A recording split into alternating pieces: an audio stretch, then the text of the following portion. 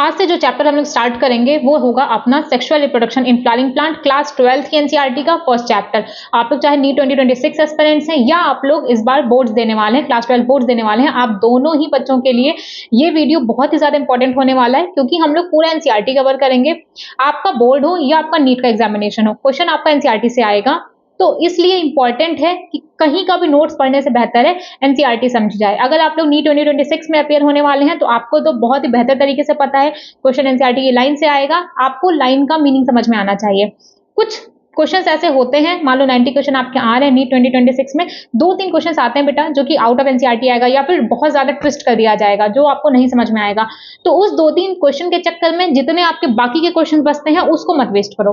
तो बेहतर है, पहला आपका फोकस होना चाहिए कि आपको एनसीईआरटी समझ में आनी चाहिए। आप बोर्ड देने वाले हो तो भी आपको एनसीईआरटी का वैल्यू पता होना चाहिए, आज भी आपके काम आएगा, आगे चल करके आप मेडिकल फील्ड में जाओगे तो वहां पे भी आपको समझ में आना चाहिए, क्योंकि नीट क्लियर करने के लिए एनसीईआरटी में तो आपको बहुत अच्छी महारत हासिल होनी चाहिए। तो पूरे लेक्चर में हमारा फोकस होगा कि हम लोग एनसीईआरटी के हर एक लाइन का मीनिंग समझे, और इसके अलावा साथ ही साथ क्लास 11th का भी साथ में चल रहा है। अगर आप लोग नीट 2026 एस्पिरेंट्स हैं तो एक यूनिट वहां पे कंप्लीट हो चुका है, पूरा चैप्टर हम लोग 1 शॉट में कंप्लीट करते हैं।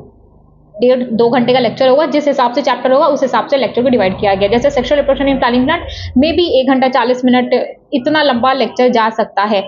चैप्टर लंबा है लेकिन चैप्टर एकदम हलवे जैसा है, कुछ भी नहीं है इस चैप्टर में।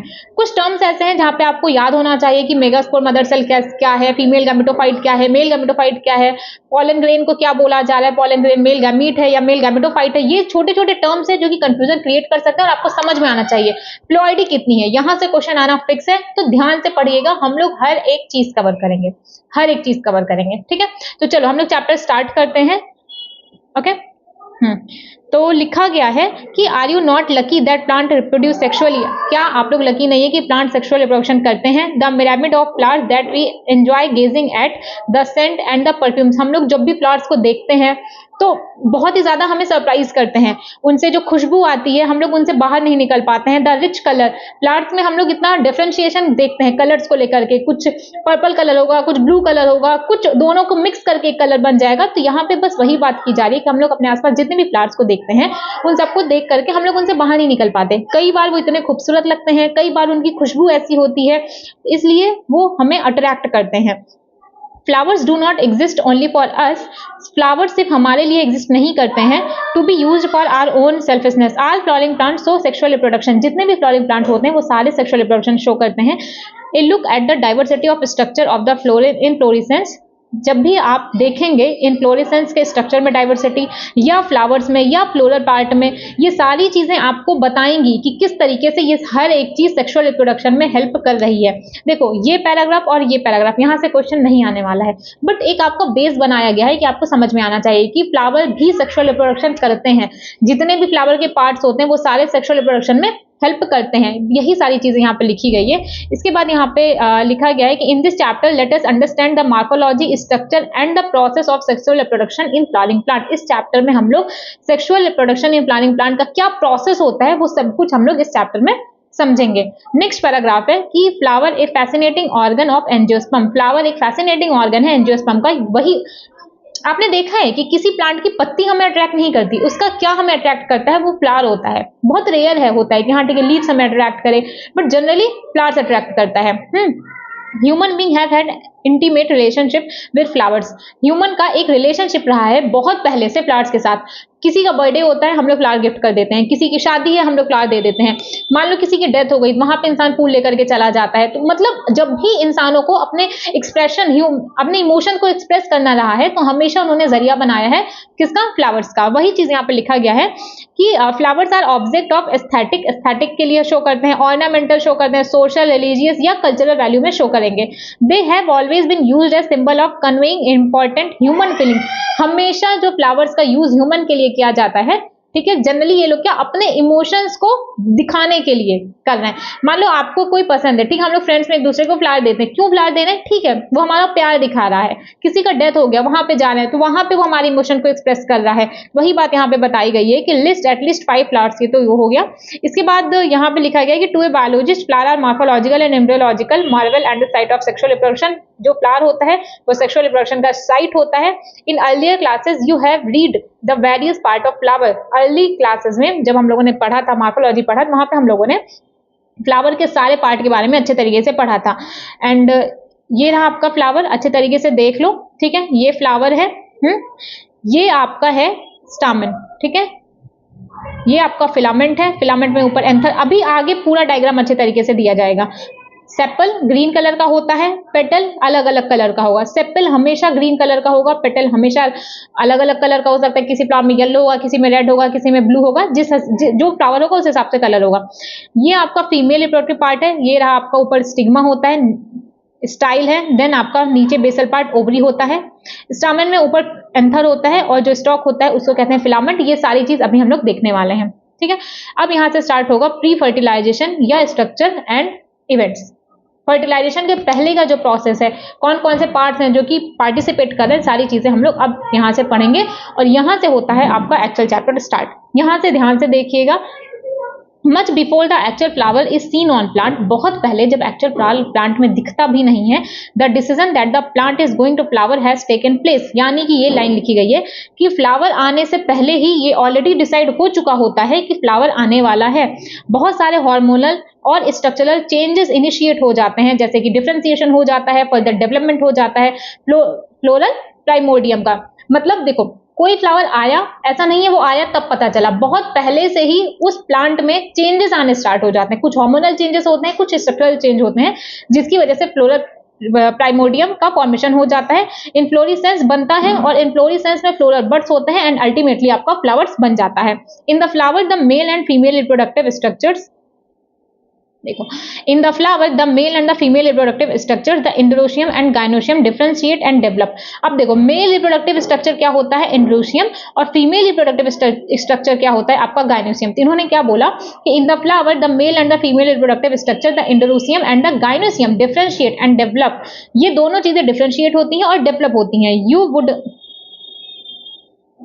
You would recollect that the endoecium consists of a whorl of stamen। जो आपका इंडोसियम है, जो आपका मेल रिप्रोडक्टिव स्ट्रक्चर है, उसमें आपका स्टामेन होगा। जो आपका मेल रिप्रोडक्टिव स्ट्रक्चर है उसमें आपका क्या होगा, स्टामेन। और जो आपका फीमेल रिप्रोडक्टिव स्ट्रक्चर है उसमें होता है आपका पिस्टल। क्या होगा, पिस्टल। ये बात समझ में आएगा। And the gynoecium represent the female reproductive organ. इतना समझ में आ गया कि देखो, जो मेल है उसको कौन रिप्रेजेंट कर रहा है, स्टामेन। जो फीमेल होगा उसको कौन रिप्रेजेंट कर रहा है, गाइनोशियम, या इसी को पिस्टल बोल दो। इतना सिंपल सी चीज समझ में आ गई। तो इस पैराग्राफ में बेटा कुछ भी नहीं है, सिर्फ इतना दिया गया है कि जो male in reproductive organ structure होता है इसको बोलते हैं इंडोसियम, ठीक है, रिप्रेजेंट होगा स्टामेन से। फीमेल रिप्रोडक्टिव सिस्टम को क्या बोलते हैं, गाइनोशियम। ओके, इतना समझ में आ गया। अब इसके बाद एक एक करके स्टार्ट होगा कि क्या है स्टामेन, क्या होता है माइक्रोस्पोरेंजियम, क्या होता है पोलन ग्रेन। अब एक एक करके ये सारी चीजें स्टार्ट होंगी, ठीक है। देखो, इसके बाद ये बोला गया है कि ये वाला जो 1 पॉइंट है, जो डायग्राम दिया गया है, shows the 2 part A typical stamen, ठीक है। टिपिकल स्टामेन के 2 पार्ट को शो करता है, the long and the cylinder stock called filament. जो लंबा, ये जो लंबा और सिलेंड्रिकल पार्ट है इसको क्या बोलते हैं, स्टोमेन, ठीक है, सॉरी फिलामेंट बोलते हैं। इसके अलावा the terminal and generally bilobed structure is called anther. ये जो टर्मिनल एंड बाइलोब्ड स्ट्रक्चर है इसको बोलते हैं एंथर। एंथर कैसा है, ये आपका जनरली बाइलोब्ड स्ट्रक्चर है, ये होता है आपका एंथर। और यहीं पे आपका लगा है फिलामेंट। ये जो लंबा वाला स्ट्रक्चर है ये होता है आपका, क्या है, आपका फिलामेंट है। समझ में आया। तो स्टामेन के 2 पार्ट, एक है आपका लॉन्ग एंड सिलेंड्रिकल फिलामेंट, और इसमें बाइलोब्ड आपका क्या लगा हुआ है, एंथर। बाइलोब्ड आपका क्या लगा हुआ है, एंथर। तो क्या लिखा है कि फिगर 1.2a ये वाला फिगर शो कर रहा है स्टामेन के 2 पार्ट। स्टामेन क्या था, मेल रिप्रोडक्टिव ऑर्गन ही तो था। स्टामेन के 2 पार्ट, एक है आपका जो लंबा वाला है, फिलामेंट लाइक है, ठीक है, एक आपका फिलामेंट है और एक आपका एंथर है। एंथर कैसा है, यहाँ याद रखने वाली चीज है, एंथर होता है आपका बाइलोब्ड। एंथर कैसा है, एंथर आपका बाइलोब्ड है। फिर देखो, the proximal end of thalamus, the proximal end of the filament is attached to the thalamus of और द पेटल ऑफ फ्लावर। देखो, ये कहां से अटैच है, पेटल से ही तो अटैच है। जो फिलामेंट का होता है बेसल पार्ट वो आपके थैलमस से अटैच होता है, फ्लावर के थैलमस से अटैच होता है। The proximal end of the filament it attached to the thalamus और petal of the flower, flower के पेटल से अटैच होता है। द नंबर, अभी इंपॉर्टेंट लाइन है, the number and the length of stamen are variable. जो stamen की length होती है और स्टामेन कितना होगा हर एक फ्लावर में अलग अलग होता है। The number and the length of the stamen are variable in flowers of different species. अलग अलग स्पीशीज के फ्लावर में स्टामेन का नंबर और उसकी लेंथ अलग अलग होती है। इंपॉर्टेंट लाइन है, यहां से क्वेश्चन आ चुका है। If you were to collect stamen, each from 10 flower and arrange them on a slide, you would be able to appreciate the large variation in size seen in nature. जब भी आप लोग 10 stamen के ले लो, आपको उस 10 फूल के स्टामेन में बहुत ज्यादा चेंजेस देखने को मिलेंगे। Careful observation of each stamen under A dissecting microscope and making NEET diagram would, ये फालतू की बात है। देखो अब इस पैराग्राफ में इसी तरीके से आपको चलना, एक पैराग्राफ उठाओ, पूरा समझो उस पैराग्राफ में क्या है, डायग्राम देखो क्या दिया गया है। तो क्या बोला इन्होंने स्टामेन में, स्टामेन आपका मेल रिप्रोडक्टिव स्ट्रक्चर होता है, खत्म। स्टामेन के दो पार्ट कौन कौन से, एक है फिलामेंट, फिलामेंट कैसा है, लॉन्ग है, करेक्ट, लॉन्ग है, उसी को स्टॉक बोलना है। उसके बाद ऊपर टर्मिनल पे क्या लगा हुआ है, एंथर, एंथर कैसा है, जनरली बाइलोब्ड होता है। अब बात की जाए क्या स्टामेन का नंबर और लेंथ हर एक फ्लावर की स्पीशीज में सेम होगा, नहीं, अलग अलग स्पीशीज के फ्लावर में स्टामेन का लेंथ और उसका नंबर दोनों ही अलग अलग होगा। इतना समझ में आ गया, इतनी सी बात लिखी गई थी। अब इसके बाद आपका नेक्स्ट पैराग्राफ स्टार्ट होता है। अब यहाँ पे इन्होंने बात की है एंथर की, एंथर है कैसा, तो क्या लिखा गया है कि एंथर इज बाइलोब, एंथर आपका बाइलोब्ड होता है और हर एक लोब में 2 थीका प्रेजेंट होते हैं। आपको ये दिख रहा है, ये आपका क्या है, ये आपका एंथर है, ठीक है। एंथर में ये आपके बाइलोब, एक लोब, ठीक है। ये जो आपको दिख रहा है ना गोल गोल, ये होता है थीका, ये होता है क्या, ये है थीका। इसीलिए हर एक लोब को डाइथीकस बोलते हैं। याद रखना पूरे एंथर को नहीं बोला जा रहा है, ऐसे तो 4 थीका हो जाएंगे। हर एक लोब में, एक एंथर के 2 लोब, ठीक है, एक एंथर, सिंपल सी बात आप समझो, ठीक है, एक एंथर है, ठीक है, एक एंथर में 2 लोब्स प्रेजेंट होंगे और इस 2 लोब में हर लोब में 2 थीका होंगे। याद रखिएगा हर एक लोब की बात की जा रही है, क्या होगा, डाइथीकस। इसके बाद लिखा गया है ऑफन ए longitudinal groups runs lengthwise longitudinal group जाती है और दोनों थीका को सेपरेट कर देगी। मतलब देखो 2 थीका यहाँ है, 2 थीका यहाँ है, यहां से नीचे जाएगी और उसको सेपरेट कर देगी। इतना समझ में आया। Let us understand the various type of tissue and their organisation in the transverse section of an anther. अब इन्होंने क्या किया, इसको यहां से कट किया, ये आपका एंथर है, इसको यहां से कट दिया गया, ठीक है, कट कर दिया गया। The bilobed nature of an anther is very distinct in the transverse section of the anther. The anther is 4 sided. अब आपको एंथर 4 साइडेड दिखाई देंगे। आप सिंपल सी चीज समझो, जैसे मान लो ये आपका एंथर है, ठीक है, ये आपका एंथर है, एक लोब लेके चलो, 2 लोब होता है ना, एक लोब लेके चलो, इसमें ऐसे लॉन्गिट्यूडनल ग्रुप जाता है, ठीक है। ये तो मैंने थीका की बात कर दी थी, ठीक है, लॉन्गिट्यूडनल ग्रुप जाएगा, यहाँ पे एक थीका, यहाँ पे एक थीका, ठीक है, ये मैंने थोड़ा सा हो गया था, यहाँ पे एक थीका होगा, यहाँ पे एक थीका, 2 थीका दिख गया। अब जब आप इसका ट्रांसफर सेक्शन काटोगे तो अब यहाँ पे आपको माइक्रोस्पोरेंजिया दिख जाएगा, ठीक है। ये जो मैंने बोला ये थीका नहीं था, बेसिकली आपका माइक्रोस्पोरेंजिया था जिसके अंदर आपके पॉलन ग्रेन्स प्रेजेंट होते हैं। सिंपल सी चीज एक आप समझो कि मैं आपको क्या कहना चाहती हूँ कि अगर कोई एंथर है, एंथर में लॉन्गिट्यूडनली जब आप काटोगे, ठीक है, लॉन्गिट्यूडनली जब एक ग्रुप नीचे जाता है तो यहाँ पे 2 लोब बनते हैं, ठीक है। एक बार वापस से देखो, ये एंथर है, एंथर में लॉन्गिट्यूडनली ग्रुप जाएगा, 2 थीका बनेगा। एक एंथर में 2 लोब हैं, एक लोब को अगर लेकर के बात की जाए तो एक लोब में जब लॉन्गिट्यूडनल ग्रुप क्रॉस करती है तो यहाँ पे क्या बनता है, 2 थीका बनेगा, डाइथीकस बोला जाता है। तो टोटल एक लोब में 2 थीका, बाकी एक लोब में 2 थीका। जब आप इसका ट्रांसफर सेक्शन काटोगे तब आपको कुछ इस तरीके का स्ट्रक्चर दिखता है, ठीक है। तो यहाँ पे क्या दिख रहा है, अब माइक्रोस्पोरेंजिया आपको दिखने लगता है। जब कोई भी एंथर को आप कट करोगे तो आपको माइक्रोस्पोरेंजिया दिखने लगेगा।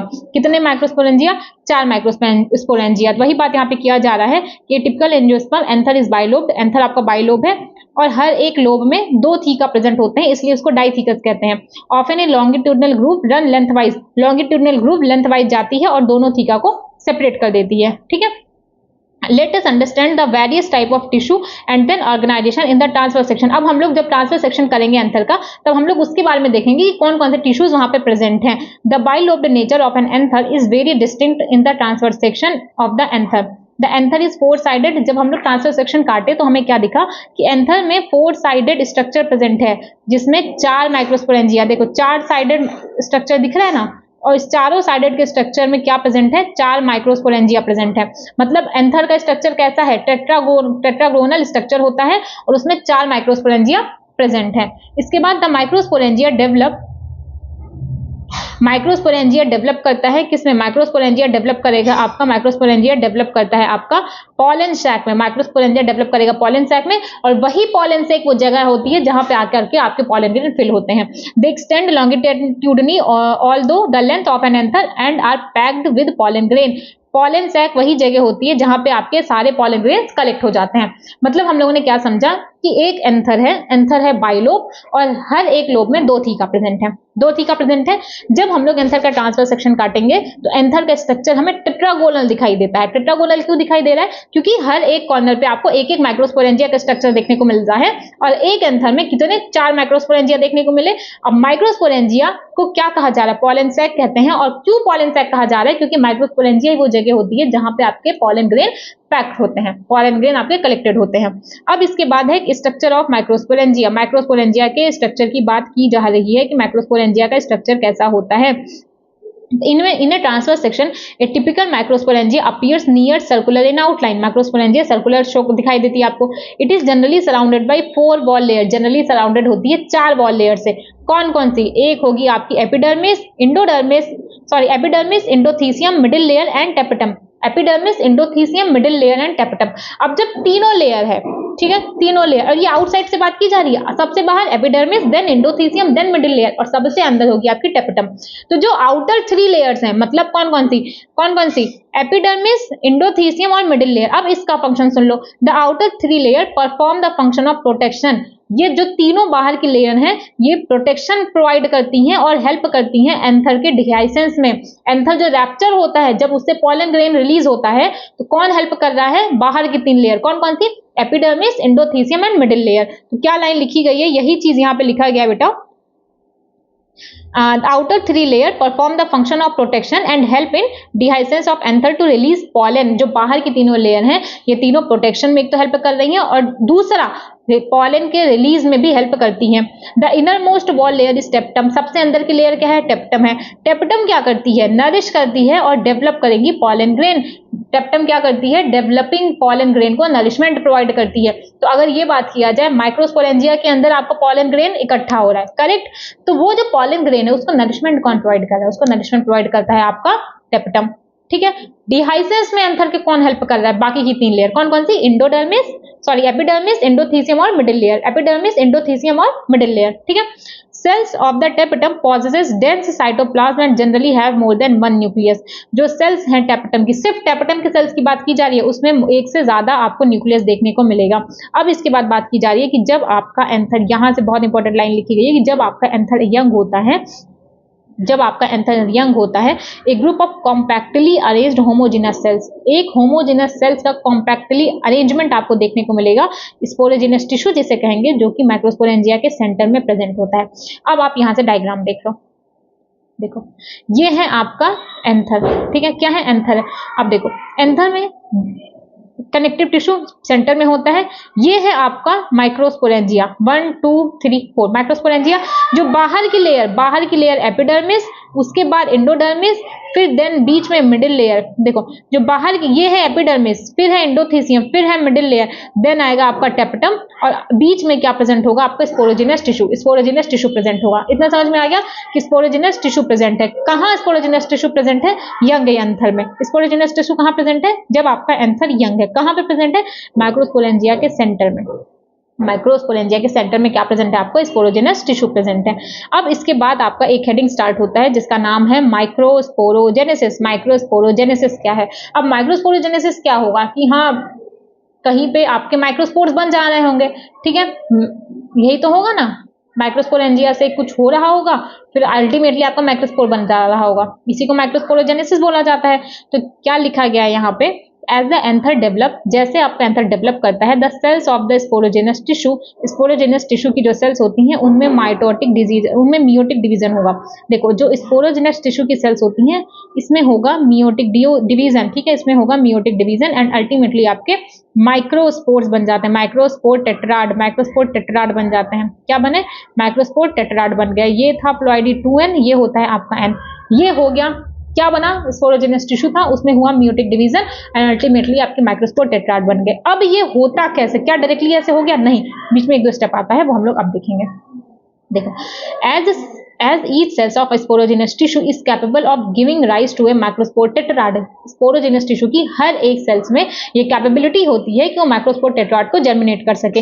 Each one is a potential pollen और माइक्रोस्पोर मदर सेल। किसके जैसा? तो जो स्पोरोजेनस टिश्यू था बेटा, स्पोरोजेनस टिश्यू डिफरेंशिएट हो जाता है माइक्रोस्पोर मदर सेल या पॉलन मदर सेल में। दोनों की प्लॉइडी 2n2n, ठीक है, 2n2n, क्योंकि कोई डिवीजन हुआ ही नहीं।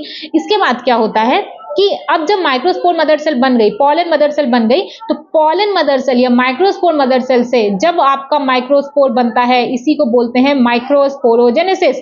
क्या लिखा गया कि the process of formation of microspores, microspores का जो फॉर्मेशन होता है किससे? From pollen mother cell through meiosis. Meiosis अब क्यों लिया गया?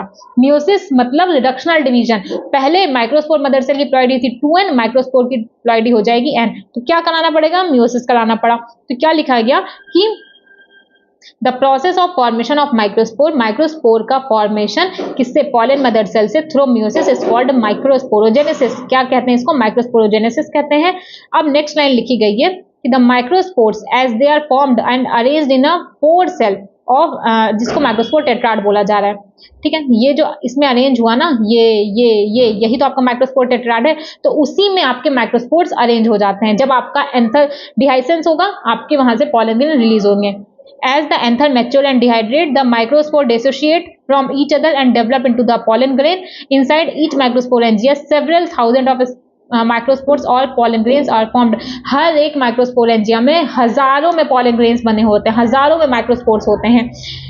जब आपका एंथर डिहाइसेंस हो जाएगा तो रिलीज हो जाता है। यही बात यहाँ पे थी। तो अब अगर पूरा एक बार समराइज किया जाए तो हम लोगों ने क्या क्या देखा, एक बार देखो। स्टामेन था, स्टामेन के 2 पार्ट, एक था लॉन्ग, जो लॉन्ग था उसको कहते हैं फिलामेंट। एंथर था, एंथर कैसा था? बाइलोब्ड है, बाइलोब्ड है और हर एक लोब में 2 थीका प्रेजेंट है। जब ट्रांसफर सेक्शन काटेंगे तो हमें टेट्रागोनल स्ट्रक्चर देखने को मिलेगा। टोटल 4 माइक्रोस्पोरेंजिया देखने को मिलती है। नेक्स्ट स्टार्ट हुआ कि जो माइक्रोस्पोरेंजिया का स्ट्रक्चर है वो कैसा है। माइक्रोस्पोरेंजिया में टोटल 4 लेयर्स होती हैं। बाहर, सबसे बाहर epidermis, then endothecium, then middle layer, then tapetum. तो जो बाहर की 3 लेयर्स हैं, ये तीनों लेयर प्रोटेक्शन प्रोवाइड करती हैं, प्रोटेक्शन प्रोवाइड की, और प्लस क्या प्रोवाइड की? एंथर के डिहाइसेंस में हेल्प करती हैं। और जो टेप्टम होता है ये डेवलपिंग पॉलन ग्रेन को नरिशमेंट प्रोवाइड करता है। इसके बाद आया कि माइक्रोस्पोरोजेनेसिस हो कैसे रहा है। एक बात और थी कि जब माइक्रोस्पोरेंजिया था उसके बीच में कॉम्पैक्टली अरेंज्ड होमोजेनस सेल्स का स्ट्रक्चर होता है जिसको स्पोरोजेनस टिश्यू बोला जाता है, जिसको स्पोरोजेनस टिश्यू बोला जा रहा है। क्या मैंने बोला कि जब यहाँ, जैसे मान लो यहाँ पे माइक्रोस्पोरेंजिया है, ठीक है, माइक्रोस्पोरेंजिया है, माइक्रोस्पोरेंजिया के बीच में कॉम्पैक्टली अरेंज्ड होमोजेनस सेल्स होती हैं जिसको क्या बोलते हैं? स्पोरोजेनस टिश्यू बोलते हैं, ठीक है। अब इसी स्पोरोजेनस टिश्यू में मियोसिस होगा, बन जाएगा आपका क्या? Microspore tetrad. सीधे बन गया? नहीं, पहले स्पोरोजेनस टिश्यू में डिफरेंशिएशन होता है और बनता है पॉलन मदर सेल या माइक्रोस्पोर मदर सेल, करेक्ट। अब जब पॉलन मदर सेल या माइक्रोस्पोर मदर सेल में मियोसिस होता है यानी कि रिडक्शन डिवीजन होता है, मियोसिस होता है यानी कि रिडक्शन डिवीजन होता है, तब बनेगा आपका माइक्रोस्पोर, ठीक है। तब क्या बनता है आपका? माइक्रोस्पोर। क्या बनेगा? माइक्रोस्पोर। क्या बनेगा? Microspore tetrad. अब क्या होगा? तो जब आपका एंथर मैच्योर होगा, तो यही जो माइक्रोस्पोर्स होते हैं ये एक दूसरे से अलग होते हैं और पॉलन ग्रेन्स के फॉर्म में बाहर निकल जाते हैं, ठीक है, जब आपका एंथर मैच्योर होगा। तो यही चीज यहाँ पे लिखा गया कि स्पोरोजेनस टिश्यू था, कैसा था? डिप्लॉयड, डिफरेंशिएशन होता है, माइक्रोस्पोर मदर सेल बनती है या इसी को पॉलन मदर सेल भी कहा जाता है। उसमें मियोसिस होगा, बन जाएगा आपका माइक्रोस्पोर। और माइक्रोस्पोर का formation from microspore mother cell is called microsporogenesis.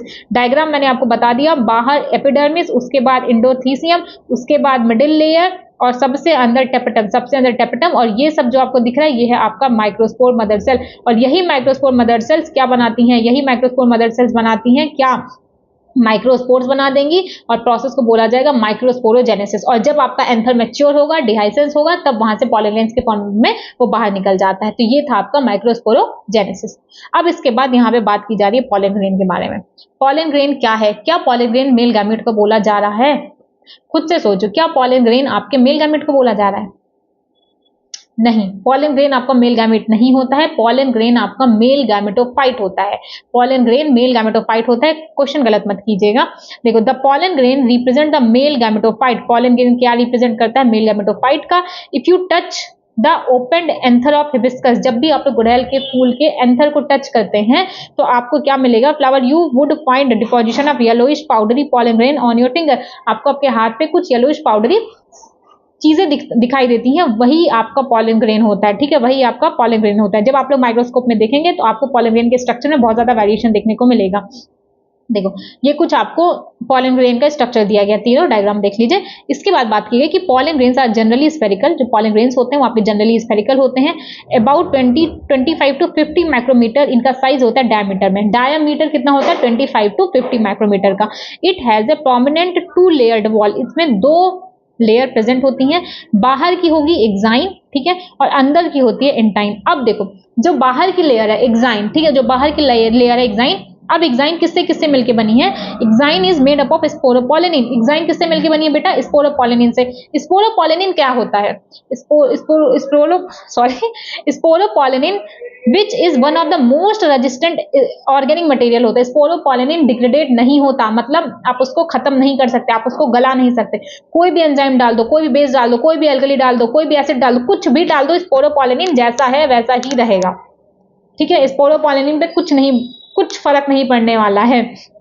तो जो हार्ड लेयर है, हार्ड आउटर जो लेयर है उसको कहते हैं एक्साइन, और एक्साइन मिलके बनी है स्पोरोपोलेनिन से। स्पोरोपोलेनिन क्या होता है? मोस्ट रेजिस्टेंट ऑर्गेनिक मैटर है। कोई भी कितना भी टेम्परेचर बढ़ा दो, कितना भी स्ट्रॉन्ग एसिड डाल दो, कितना भी एल्कली डाल दो, कोई फर्क नहीं पड़ने वाला।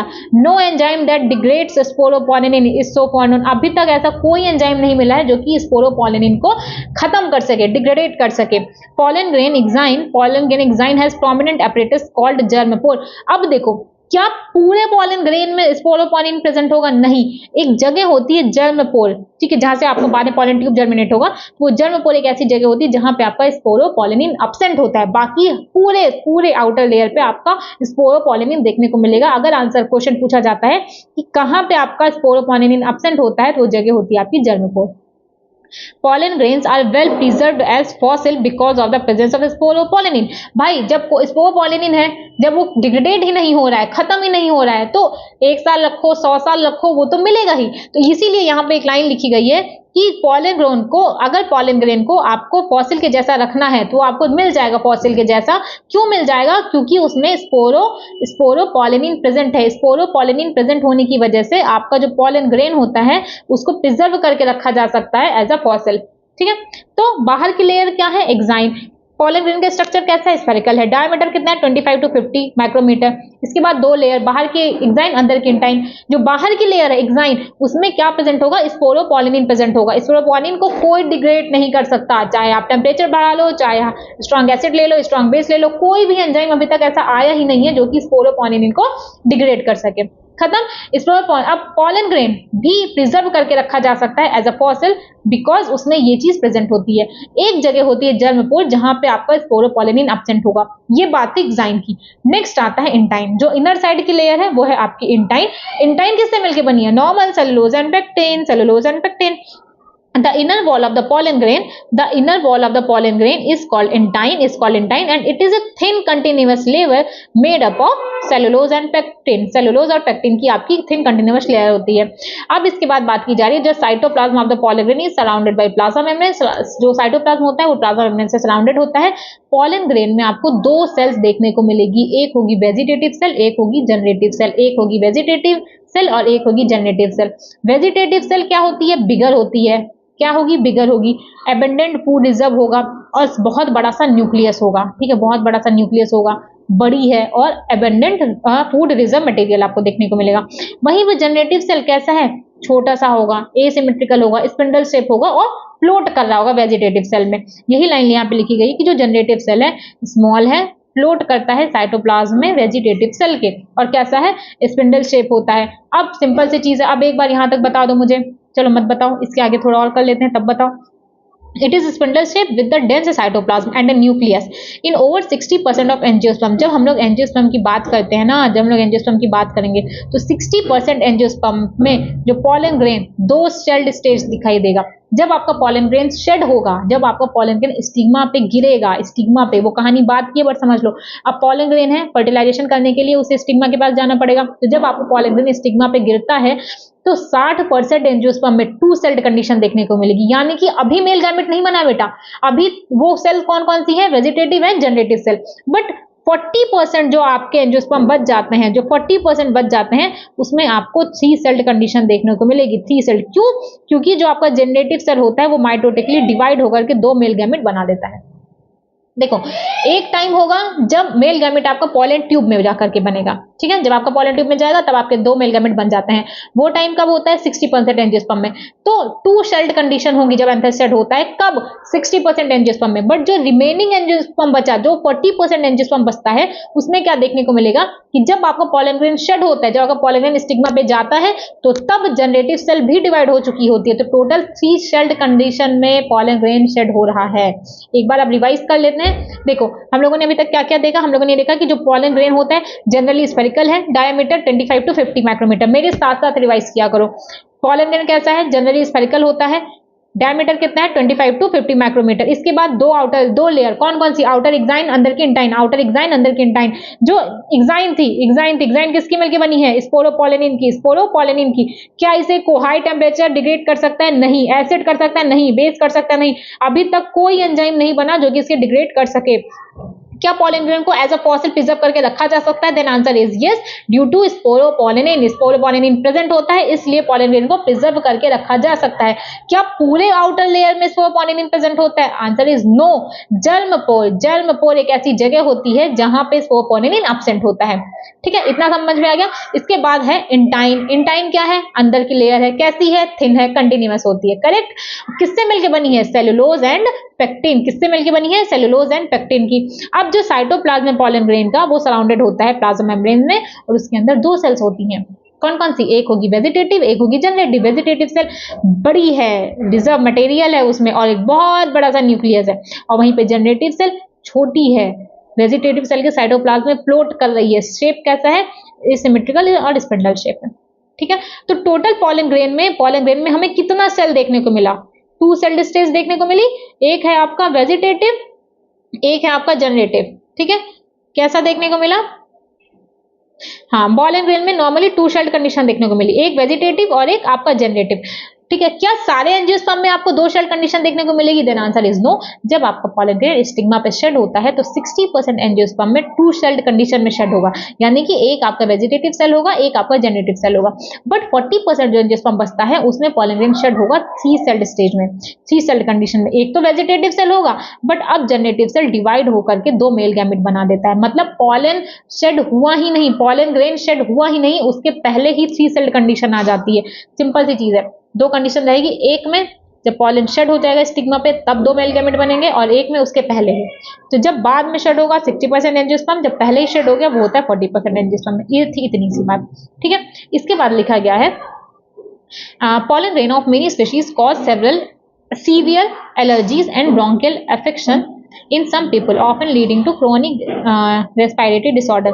जो pollen grains होते हैं ना बेटा, pollen grains एलर्जीज कॉज करते हैं। ब्रोंकियल अफेक्शन मतलब सांस लेने में आपको इश्यू आ जाएगा। क्रोनिक रेस्पिरेटरी डिसऑर्डर कॉज कर देंगे, लाइक अस्थमा या ब्रोंकाइटिस। अस्थमा एंड ब्रोंकाइटिस किसकी वजह से हो रहा है? पॉलन एलर्जी की वजह से हो रहा है। It may be mentioned that parthenium और carrot grass that came into India as contaminated with imported wheat. जब वीट को इंपोर्ट किया जा रहा था तो उसी के साथ साथ आपका पार्थेनियम या कैरेट ग्रास आ गया था, जिसकी वजह से लोगों को एलर्जी होती है, जिसके पॉलन ग्रेन की वजह से। Has become an occurrence and cause pollen allergy. Pollen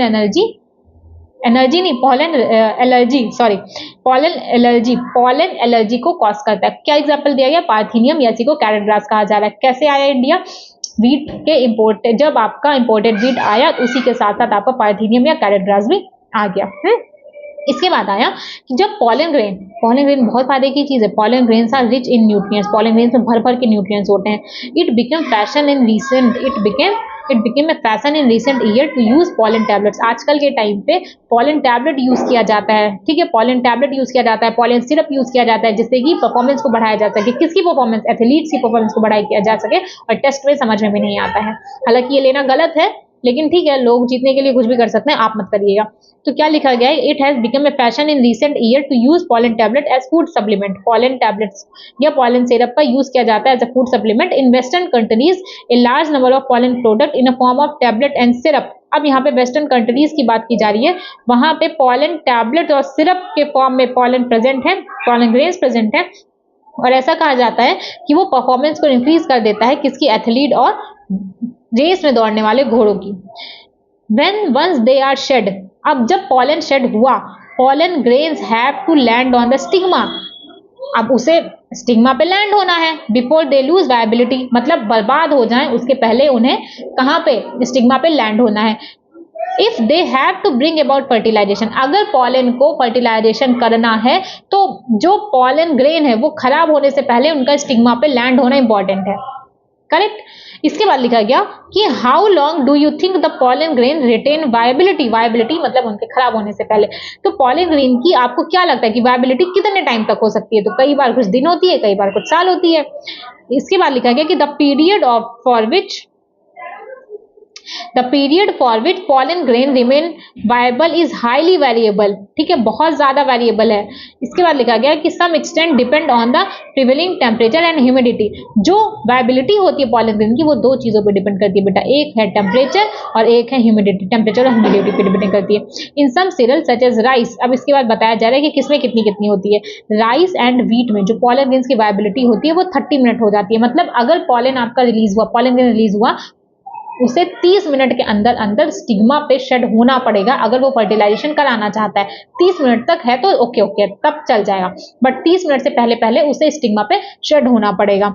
इसके बाद लिखा गया है कि बट कुछ फैमिलीज ऐसी होती हैं जैसे रोजेसी, लेग्यूमिनेसी और सोलेनेसी, इनके कुछ मेंबर्स ऐसे होते हैं जिनकी वायबिलिटी मंथ्स में भी हो जाती है, मतलब उनके पास अच्छा खासा टाइम होता है फर्टिलाइजेशन कराने के लिए। यू मे हैव हर्ड, अब आप लोगों ने ये जरूर सुना होगा कि सीमेन को स्टोर करके रखा जा सकता है कुछ एनिमल्स में, ह्यूमंस में, क्यों? जिससे कि आर्टिफिशियल इंसेमिनेशन कराया जा सके। तो इसी तरीके से पॉलन ग्रेन्स को भी स्टोर करके रखा जाता है, किसमें? लिक्विड नाइट्रोजन में। किसमें? लिक्विड नाइट्रोजन में स्टोर करके रखा जाता है। Such stored pollen can be used as pollen bank similar to seed bank in crop breeding programme. Simple सी चीज है, इतने में हम लोगों ने ये देखा कि देखो जो पॉलन है, पॉलन की वायबिलिटी अलग अलग में अलग अलग होती है, ठीक है, अलग अलग फ्लावर में अलग अलग होती है। अब ये डिपेंड किस पे कर रही है? टेम्परेचर और ह्यूमिडिटी पे डिपेंड कर रही है। इन्होंने दो नाम लिया, राइस और व्हीट। राइस और व्हीट में वायबिलिटी 30 मिनट होती है। फिर नेक्स्ट इन्होंने नाम लिया कि कुछ मेंबर्स होते हैं, कौन कौन सी फैमिली के? रोजेसी हो गया, लेग्यूमिनेसी हो गया और सोलेनेसी हो गया, जिसमें जो वायबिलिटी होती है वो कितनी देर होती है? वो कुछ मंथ्स तक होती है, ठीक है। इसके बाद इन्होंने बोला कि जैसे हम लोग आर्टिफिशियल इंसेमिनेशन के टाइम पे सीमेन को या स्पर्म को स्टोर करके रखा जाता है, उसी तरीके से पॉलन ग्रेन्स को भी स्टोर करके रखा जा सकता है, काफी लंबे टाइम तक, सालों तक रखा जा सकता है। किसमें? लिक्विड नाइट्रोजन में, और टेम्परेचर होना चाहिए -196 डिग्री सेंटीग्रेड। मतलब इतना कम टेम्परेचर आपका होगा तब जाकर के आपका जो पॉलन ग्रेन है, बाहर से बैकग्राउंड से बहुत ज्यादा आवाज आ रही है उसको थोड़ा सा इग्नोर करिएगा। तो टेम्परेचर इतना कम होगा, यानी कि लिक्विड नाइट्रोजन में, और जब टेम्परेचर इतना कम हो तब जाकर के आप पॉलन ग्रेन को स्टोर करके रख सकते हैं। तो इतनी सी बात थी आपकी पॉलन ग्रेन के बारे में। अब यहां से स्टार्ट होगा आपका पिस्टिल। पिस्टिल मेगास्पोरेंजियम या मेगास्पोरेंजियम ओव्यूल को बोला जाता है, या एम्ब्रियोसाइट। याद रखिएगा बेटा कि ओव्यूल को क्या बोला जा रहा है? मेगास्पोरेंजियम बोला जा रहा है। मेल गैमेटोफाइट को क्या बोला जाता है? पॉलन ग्रेन बोला जाता है। याद रखिएगा कि मेल गैमेटोफाइट क्या है? गैमेटोफाइट वो चीज होती है, गैमेटोफाइट वो जगह है जहां पे गैमीट्स प्रेजेंट होंगे। गैमेटोफाइट आपके गैमीट नहीं होते हैं, तो मेल गैमेटोफाइट आपका पॉलन ग्रेन है। मेल गैमीट तो जेनेटिव सेल रिलीज करती है ना, जेनेटिव सेल में डिवीजन होगा तब 2 मेल गैमीट बनते हैं, ये सब बात की स्टोरी है।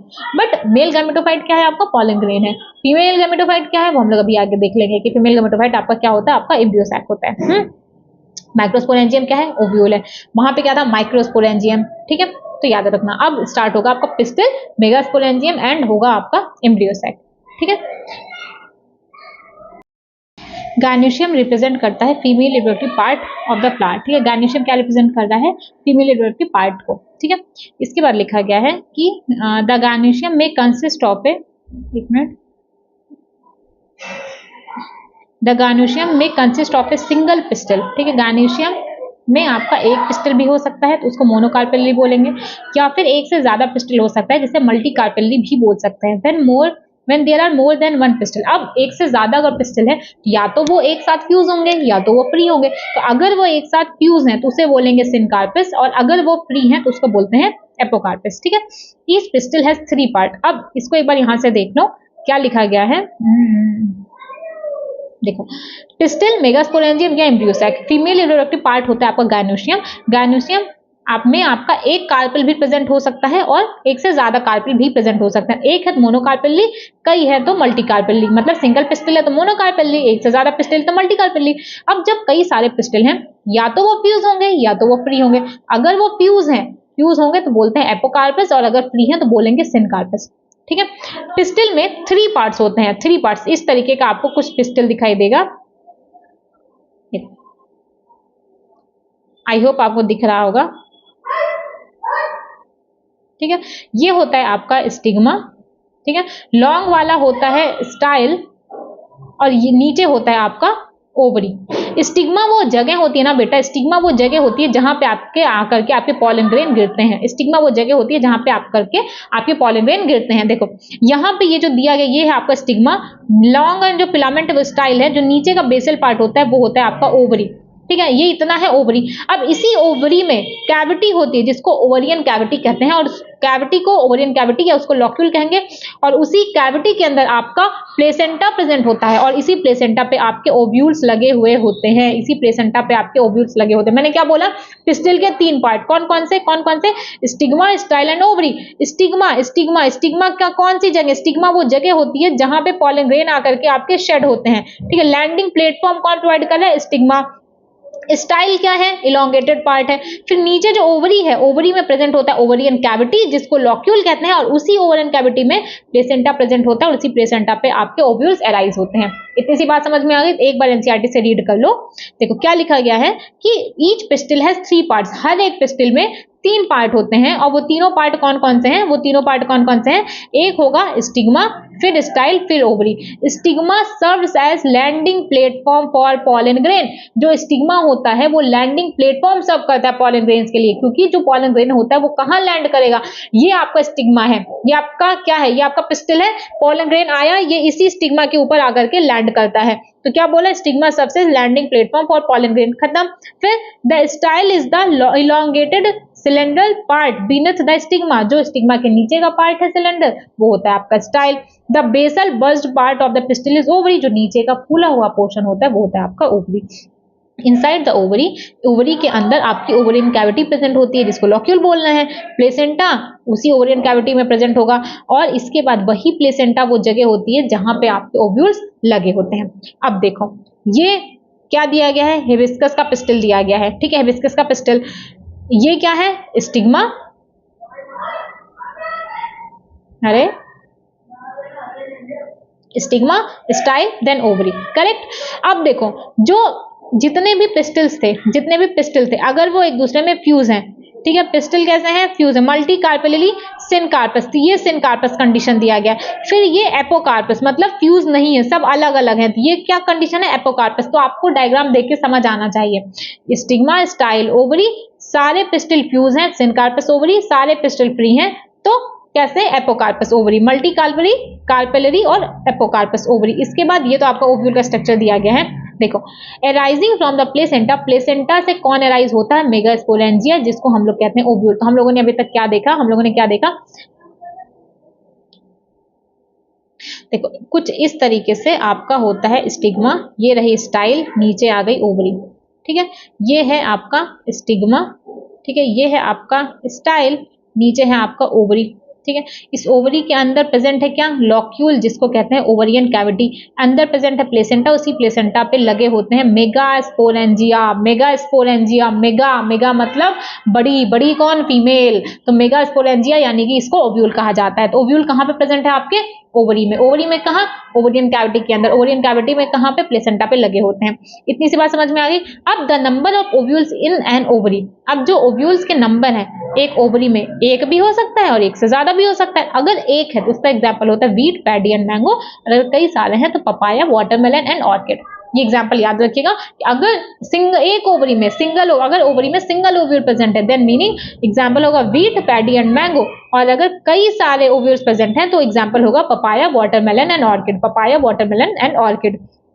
अब स्टार्ट होता है यहाँ से कि मेगास्पोरेंजियम क्या होता है। अब यहाँ पे ओव्यूल के बारे में देखेंगे। जैसे हम लोगों ने वहाँ पे माइक्रोस्पोरेंजियम के बारे में देखा, 2 लेयर देखा, 2 लेयर नहीं टोटल 4 लेयर देखा था। अब हम लोग उसी तरीके से मेगास्पोरेंजियम के बारे में देखेंगे। तो क्या लिखा गया है कि लेट अस फैमिलियराइज ठीक है। Let us familiarise ourselves with the structure of typical angiosperm ovule. हम लोग एक ओव्यूल का स्ट्रक्चर देखेंगे कि the ovule is a stalk attached structure attached to the placenta by means called the funicle. Simple सी चीज है, एक बात आप समझ लो, यहाँ पे थोड़ा उल्टा बना है कि ये फ्यूनिकल जो जगह दी गई है ना बेटा, ये जो फ्यूनिकल है ये वो जगह, जैसे मान लो ये प्लेसेंटा है, ठीक है, तो ओव्यूल पूरा प्लेसेंटा से जिस चीज से अटैच हो रहा है वो होता है आपका फ्यूनिकल। ठीक है, समझ गए, वो होता है फ्यूनिकल। करेक्ट, यही चीज यहाँ पे लिखा गया कि the ovule is a small structure attached to the placenta by means of stalk. वो जो स्टॉक है जो ओव्यूल को प्लेसेंटा से कनेक्ट कर रही है वो होती है आपकी funicle. The body of the ovule fuse with the funicle. अब जो बॉडी है ओव्यूल की वो प्लेसेंटा से जहां पे फ्यूज होती है उस जगह को बोलते हैं हाइलम। उस जगह को क्या बोलते हैं? उस जगह को बोलते हैं हाइलम। ये बात समझ में आ गया कि हाइलम क्या है। फिर 10 hilum represent the junction between the ovule and funicle. देखो, ओव्यूल प्लेसेंटा से किसके थ्रू लगा? जैसे मान लो ये ओव्यूल है, ठीक है, ये प्लेसेंटा है, ये इससे किसके थ्रू लगा? ये लगा फ्यूनिकल के थ्रू। किसके थ्रू? फ्यूनिकल के थ्रू। अब क्या पूछा जा रहा है? हाइलम। अब ये फ्यूनिकल और ओव्यूल, फ्यूनिकल और ओव्यूल, अब फ्यूनिकल एंड ओव्यूल जिस जगह पे एक दूसरे से कंजंक्शन जो है, जो जिससे कनेक्ट होना है, इसको बोलते हैं हाइलम। क्या बोलते हैं? हाइलम। सिंपल सी चीज समझ में आ गई, सिंपल से स्ट्रक्चर से। इसके बाद बोला गया कि दो ओव्यूल होता है, ओव्यूल है ये दो इंटेगुमेंट से कवर्ड है। एक होगा दो इंटेगुमेंट, एक आउटर एक इनर, ठीक है। टू प्रोटेक्टिव इन्वेलप्स होते हैं जिसको इंटेगुमेंट्स बोलते हैं। इंटेगुमेंट सर्कल इन सर्कल्स करते हैं न्यूसिलस को except the tip where small opening called micropyle. एक ओपनिंग को छोड़ करके जो आपके इंटेगुमेंट्स होते हैं वो आपके पूरे न्यूसिलस को कवर करके रखते हैं। और माइक्रोपाइलर एंड के अपोजिट में चलाजल एंड प्रेजेंट होता है जो कि ओव्यूल का बेसल पार्ट होता है। याद रखिएगा कि जो चलाजल एंड होता है वो बेसल पार्ट होता है। देखो, न्यूसिलस के अंदर प्रेजेंट है आपका एम्ब्रियो सैक, समझो ये है आपका प्लेसेंटा, ठीक है, ये क्या है? प्लेसेंटा। अब ये है आपका पूरा ओव्यूल। प्लेसेंटा से जो ओव्यूल लगा किसके थ्रू लगा? फ्यूनिकल के थ्रू लगा। हाइलम वो जगह होती है जहां से आपका ओव्यूल और फ्यूनिकल अटैच होते हैं, मतलब वो जंक्शन है जहां पे ओव्यूल और फ्यूनिकल अटैच होते हैं, उसको बोलते हैं हाइलम। दो प्रोटेक्टिव कवरिंग कौन क्या बोले? इंटेगुमेंट बोले। इंटेगुमेंट किसको कवर करता है? न्यूसिलस को। क्या इंटेगुमेंट पूरे ओव्यूल को कवर कर लेता है? पूरे न्यूसिलस को नहीं, एक एंड को छोड़ता है, एक जगह को छोड़ता है।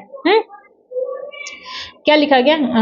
माइक्रोपाइलर एंड पे छोड़ता है। इसके बाद ये थी इतनी सारी बात। Enclosed with in the integument is a mass of cells called the न्यूसिलस। Integument के बीच में सेल्स का मास प्रेजेंट होता है जिसको न्यूसिलस बोला जा रहा है। यही तो, इसी को तो तब से न्यूसिलस बोल रहे हो। इंटेगुमेंट के बीच में आपका न्यूसिलस प्रेजेंट होता है। Cells of the nucellus have abundant reserve food material. Nucellus 2n याद रखना।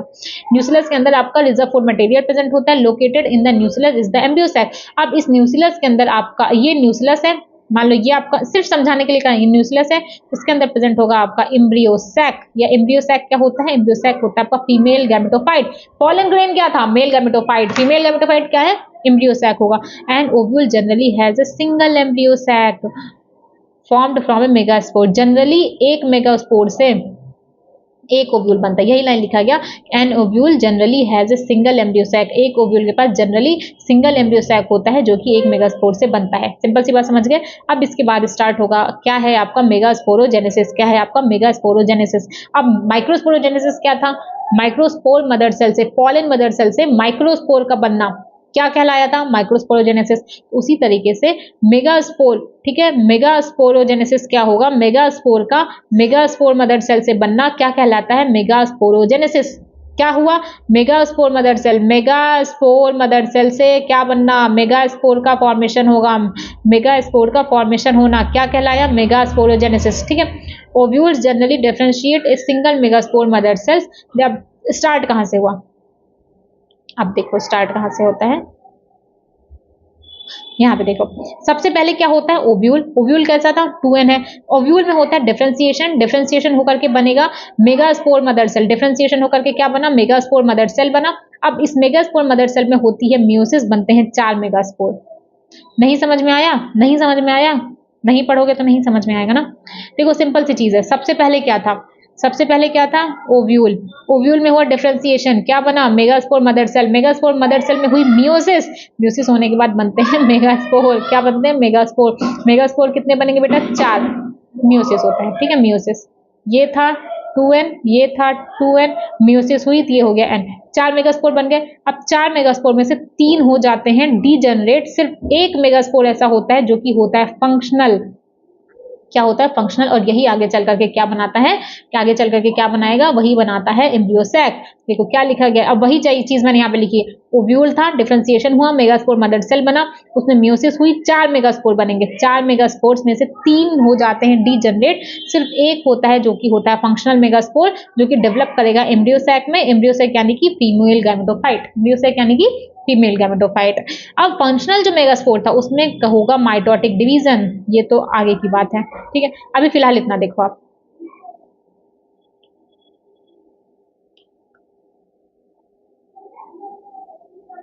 क्या बोला मैंने, समझ आया? देखो सिंपल सी बात समझो कि जो ओव्यूल है, ओव्यूल जनरली ओव्यूल डिफरेंशिएट होगा, ओव्यूल डिफरेंशिएट होता है मेगास्पोर मदर सेल में। यही लाइन लिखी यहाँ लिखी गई है कि ovule generally differentiated a single megaspore mother cells on the micropylar region, micropylar region पे डिफरेंशिएट होता है। फिर क्या होगा, a large cell contained dense cytoplasm and a prominent nucleus, the microspore mother cell meiotic division कराता है, जिसके बाद 4 मेगास्पोर बनते हैं। क्या 4 मेगास्पोर बनेंगे। अब बात की गई फीमेल गैमेटोफाइट, फीमेल गैमेटोफाइट क्या था, एम्ब्रियो सैक था। मेगास्पोरेंजियम क्या था, ओव्यूल था। In a majority of flowering plant, one of the megaspore is functional। सिर्फ एक मेगास्पोर, देखो 4 मेगास्पोर थे, 4 में से 3 मेगास्पोर डीजनरेट हो जाएंगे, सिर्फ एक फंक्शनल बचेगा, while the other 3 डीजनरेट, जो बाकी के 3 थे वो डीजनरेट हो जाएंगे, सिर्फ एक आपका बचेगा। Only the functional megaspore develop into the female gametophyte. देखो जब आपके टोटल 4 मेगास्पोर बने, टोटल 4 मेगास्पोर बने, ठीक है। देखो सिंगल ओव्यूल था, ठीक है, एक ओव्यूल था, एक ओव्यूल में डिफरेंशिएशन हुआ, मेगास्पोर मदर सेल बना, मेगास्पोर मदर सेल में मियोसिस हुआ, क्या हुआ, मियोसिस, मियोसिस मतलब रिडक्शनल डिवीजन, तो क्या बन गया, 4 मेगास्पोर बन गया, 4 में से 3 हो गए डीजनरेट यानी कि खत्म। एक होता है फंक्शनल मेगास्पोर, क्या होता है फंक्शनल मेगास्पोर, और यही एक फंक्शनल मेगास्पोर क्या बनाता है, फीमेल गैमेटोफाइट यानी कि एम्ब्रियो सैक। यही क्या बनाएगा, फीमेल गैमेटोफाइट यानी कि embryo sac. This method of embryo sac formation from a single megaspore. अब देखो सिंगल मेगास्पोर से, ठीक है, एक ही तो फंक्शनल मेगास्पोर था, सिंगल मेगास्पोर से एम्ब्रियो सैक का फॉर्मेशन क्या कहलाया, मोनोस्पोरिक होता है। क्या बोला, embryo sac formation from a single megaspore is termed as monosporic development. क्या, मोनोस्पोरिक डेवलपमेंट, क्यों, क्योंकि सिंगल मेगास्पोर का फॉर्मेशन, सिंगल मेगास्पोर फॉर्मेशन कर रही है एम्ब्रियो सैक का, तो कैसा डेवलपमेंट है, मोनोस्पोरिक डेवलपमेंट है।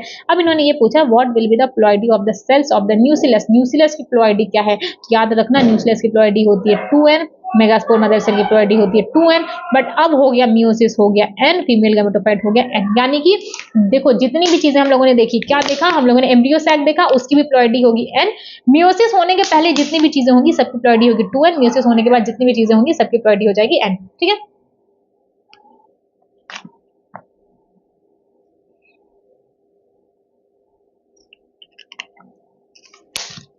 अब नेक्स्ट स्टार्ट होता है। अब इसके बाद इतना सिंपल सी चीज समझ में आ गई। अब पूछोगे कि मैम ये डायग्राम क्या है, ये डायग्राम क्या है, वो हम आपको अभी बताते हैं। देखो क्या दिया गया है, मेगास्पोर मदर सेल, ठीक है, मेगास्पोर मदर सेल सिंगल दिख रही है। अब यहाँ पे मेगास्पोर डायट दिखा ना, अब यहाँ पे मेगास्पोर डायट दिख गया। अब यहाँ पे आपको पहले था मेगास्पोर मदर सेल, ठीक है, अब यहाँ पे मेगास्पोर दिख गया, 4 मेगास्पोर। पहले होता है मियोसिस, मियोसिस फर्स्ट होगा, ठीक है, फिर होगा मियोसिस सेकंड, ठीक है। तो ये टोटल 4 मेगास्पोर होते हैं। मेगास्पोर मदर सेल की प्लॉइडी होती है 2n, मेगास्पोर टेट्राड मेगास्पोर्स की प्लॉइडी होती है n। इतनी सी बात समझ में आ गई। अब देखो let us study about the formation of embryo sac. अब हम लोग एम्ब्रियो सैक का फॉर्मेशन पढ़ेंगे। The nucleus of the functional megaspore divide mitotically. जो माइक्रोस्पोर, जो फंक्शनल मेगास्पोर है, उसका जो न्यूक्लियस होता है वो माइटोटिकली डिवाइड करेगा और 2 न्यूक्लियाई बनाता है। फंक्शनल मेगास्पोर क्या था, फंक्शनल मेगास्पोर देखो, जो फंक्शनल मेगास्पोर था उसकी प्लॉइडी क्या थी, n, ठीक है, n है। अब क्या ही हाफ करेगा, तो इसमें माइटोटिक डिवीजन होगा और बनती है 2 न्यूक्लियाई। क्या बनेगा, 2 न्यूक्लियाई जो अपोजिट पोल पे चली जाएगी। दोनों न्यूक्लियाई कहाँ चली गई, अपोजिट पोल। जैसे मान लो ये फंक्शनल मेगास्पोर है, फंक्शनल मेगास्पोर है, इसमें हुआ म्यूटिक डिवीजन, दोनों न्यूक्लियाई अपोजिट पोल पे चली गई। समझ में आ गया। अब जब अपोजिट पोल पे चली गई तो अब क्या हुआ, forming the 2 nucleate embryo sac. अब पहले एक न्यूक्लियस था, अब 2 न्यूक्लिएट एम्ब्रियो सैक दिखने को मिला। इसके बाद वापस से डिवीजन होगा, अब इसमें वापस से डिवीजन होगा। अब कितने न्यूक्लिएट दिखेंगे, 4 दिखेंगे। कितने, 4 दिखेंगे। अब क्या हुआ, उसके बाद वापस से डिवीजन होगा, वापस से डिवीजन होगा तो कितने दिखेंगे, 8 दिखेंगे। तो 3 चलाजल एंड पे होते हैं, 3 माइक्रोपाइलर एंड पे होते हैं और 2 सेंटर में होते हैं। समझ ही नहीं आया। देखो क्या लिखा गया है कि the formation of the embryo sac in detail, the nucleus of the functional megaspore, जो फंक्शनल मेगास्पोर था, जो सिंगल फंक्शनल मेगास्पोर था, उसमें डिवीजन होता है। फंक्शनल मेगास्पोर में, फंक्शनल मेगास्पोर ही तो आपका एम्ब्रियो सैक बनाया था, तो फंक्शनल मेगास्पोर में बेटा डिवीजन होता है माइटोटिकली। माइटोटिकली डिवीजन होता है, क्या बनेगा, 2 न्यूक्लियाई बनेगा, मतलब नंबर बढ़ जाएगा बट प्लॉइडी सेम रहेगी। 2 न्यूक्लियाई बन गया, अब वो अपोजिट पोल्स पर चले जाएंगे उसमें फर्दर, तो 2 न्यूक्लिएटेड एम्ब्रियो सैक बन गया। फर्दर उसमें माइटोटिक डिवीजन होगा तो वापस से 4 न्यूक्लिएट कंडीशन आ जाएगी, फिर आपका 8 न्यूक्लिएट कंडीशन हो जाएगी। अब यहाँ पे आपको समझने लायक बात ये है, it is interest to note that these mitotic division are strictly free nuclear, यानी कि सिर्फ न्यूक्लियर डिवीजन हो रहा है, सेल का डिवीजन नहीं हो रहा है। क्योंकि अगर सेल का डिवीजन होगा, सेल का जैसे ये एक सेल है, सेल का डिवीजन होगा तो ये 2 सेल बन जाएगी ना, बट आपको क्या दिख रहा है, एक ही सेल में 4 न्यूक्लियस, एक ही सेल में 8 न्यूक्लियस दिख रहा है, यानी कि क्या नहीं हो रहा है, सेल का डिवीजन नहीं हो रहा है, सिर्फ न्यूक्लियर डिवीजन हो रहा है। तो क्या होता है, फ्री न्यूक्लियर डिवीजन होता है, सिर्फ न्यूक्लियर डिवीजन हो रहा है, not followed immediately by cell wall formation. यानी कि पीछे बच्चे बहुत खेल रहे हैं तो आपको आवाज हो रहा होगा, थोड़ा सा इग्नोर करिएगा।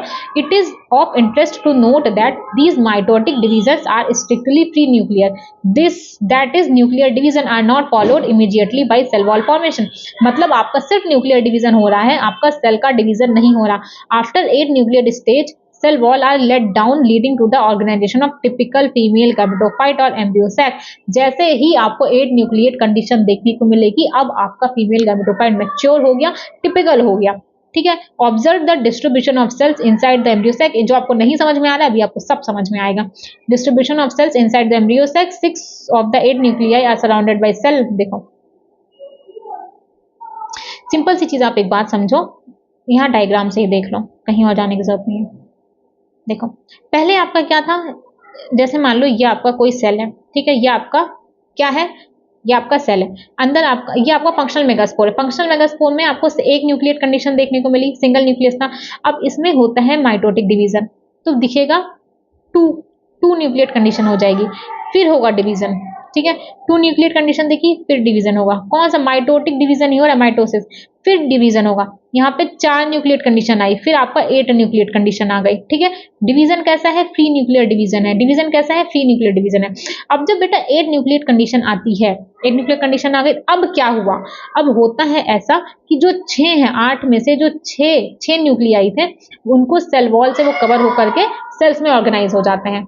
जो 8 न्यूक्लियस में से जो 6 न्यूक्लियस थे वो सेल्स के फॉर्म में अरेंज हो जाते हैं, और जो बाकी के 2 न्यूक्लियस बचते हैं, जो रिमेनिंग 2 न्यूक्लियाई थे, उनको पोलर न्यूक्लियाई कहते हैं, और एग एपरेटस के नीचे वो सेंट्रल सेल के अंदर अरेंज हो जाते हैं। सिंपल सी चीज अब आप यहां समझो,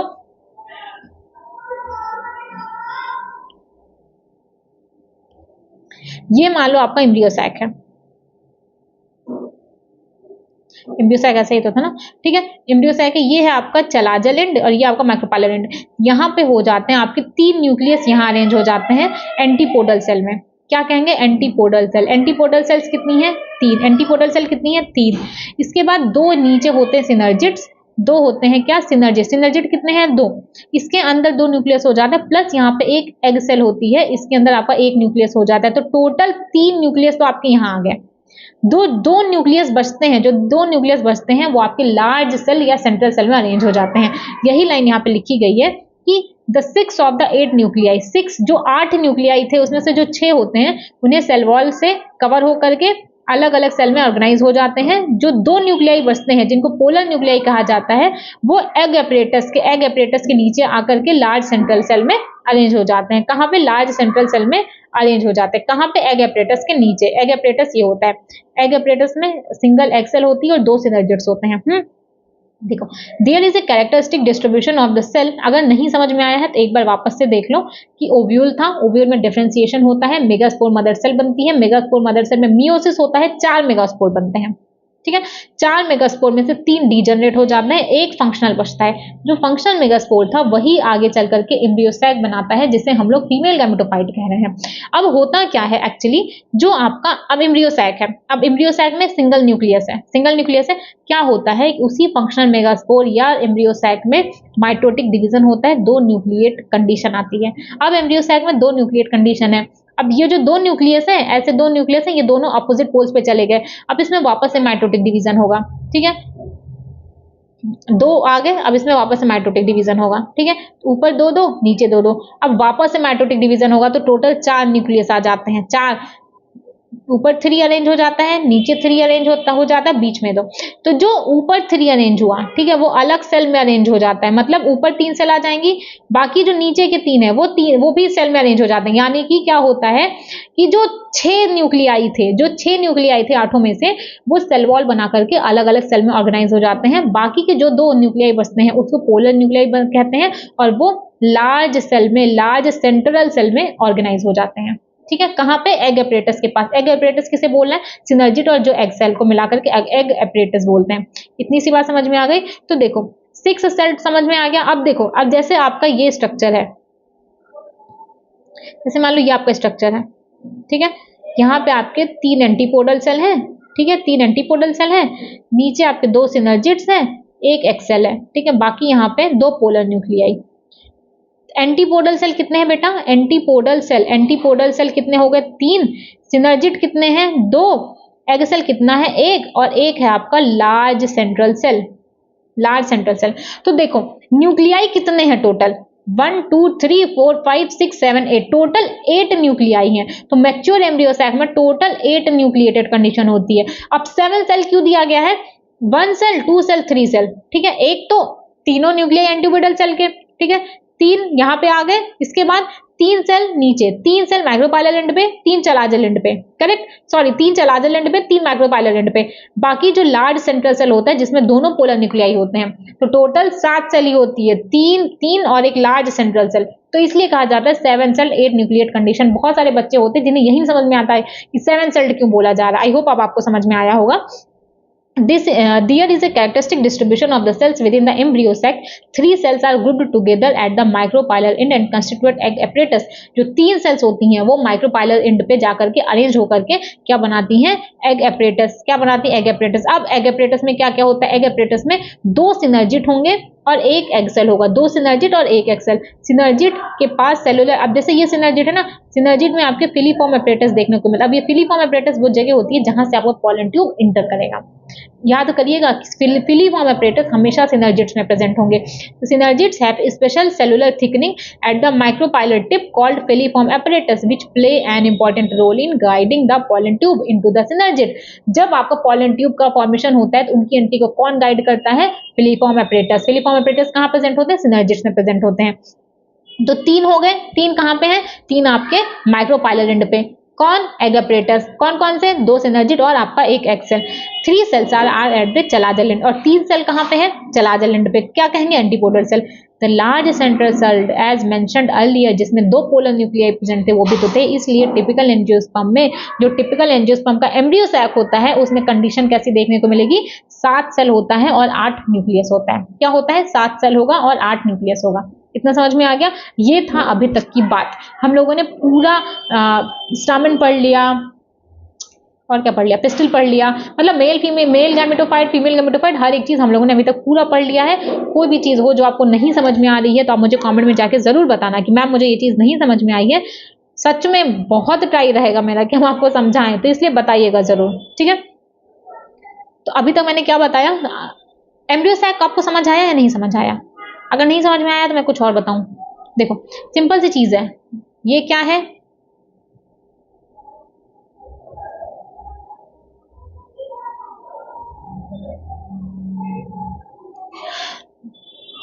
ये है आपका एम्ब्रियो सैक। क्या है आपका? Embryo sac. एम्ब्रियो सैक में ये है चलाजल एंड, और ये है आपका माइक्रोपाइलर एंड, ठीक है। अब देखो जो चलाजल एंड है बेटा, जो चलाजल एंड है इस पे 3 सेल्स बना दो।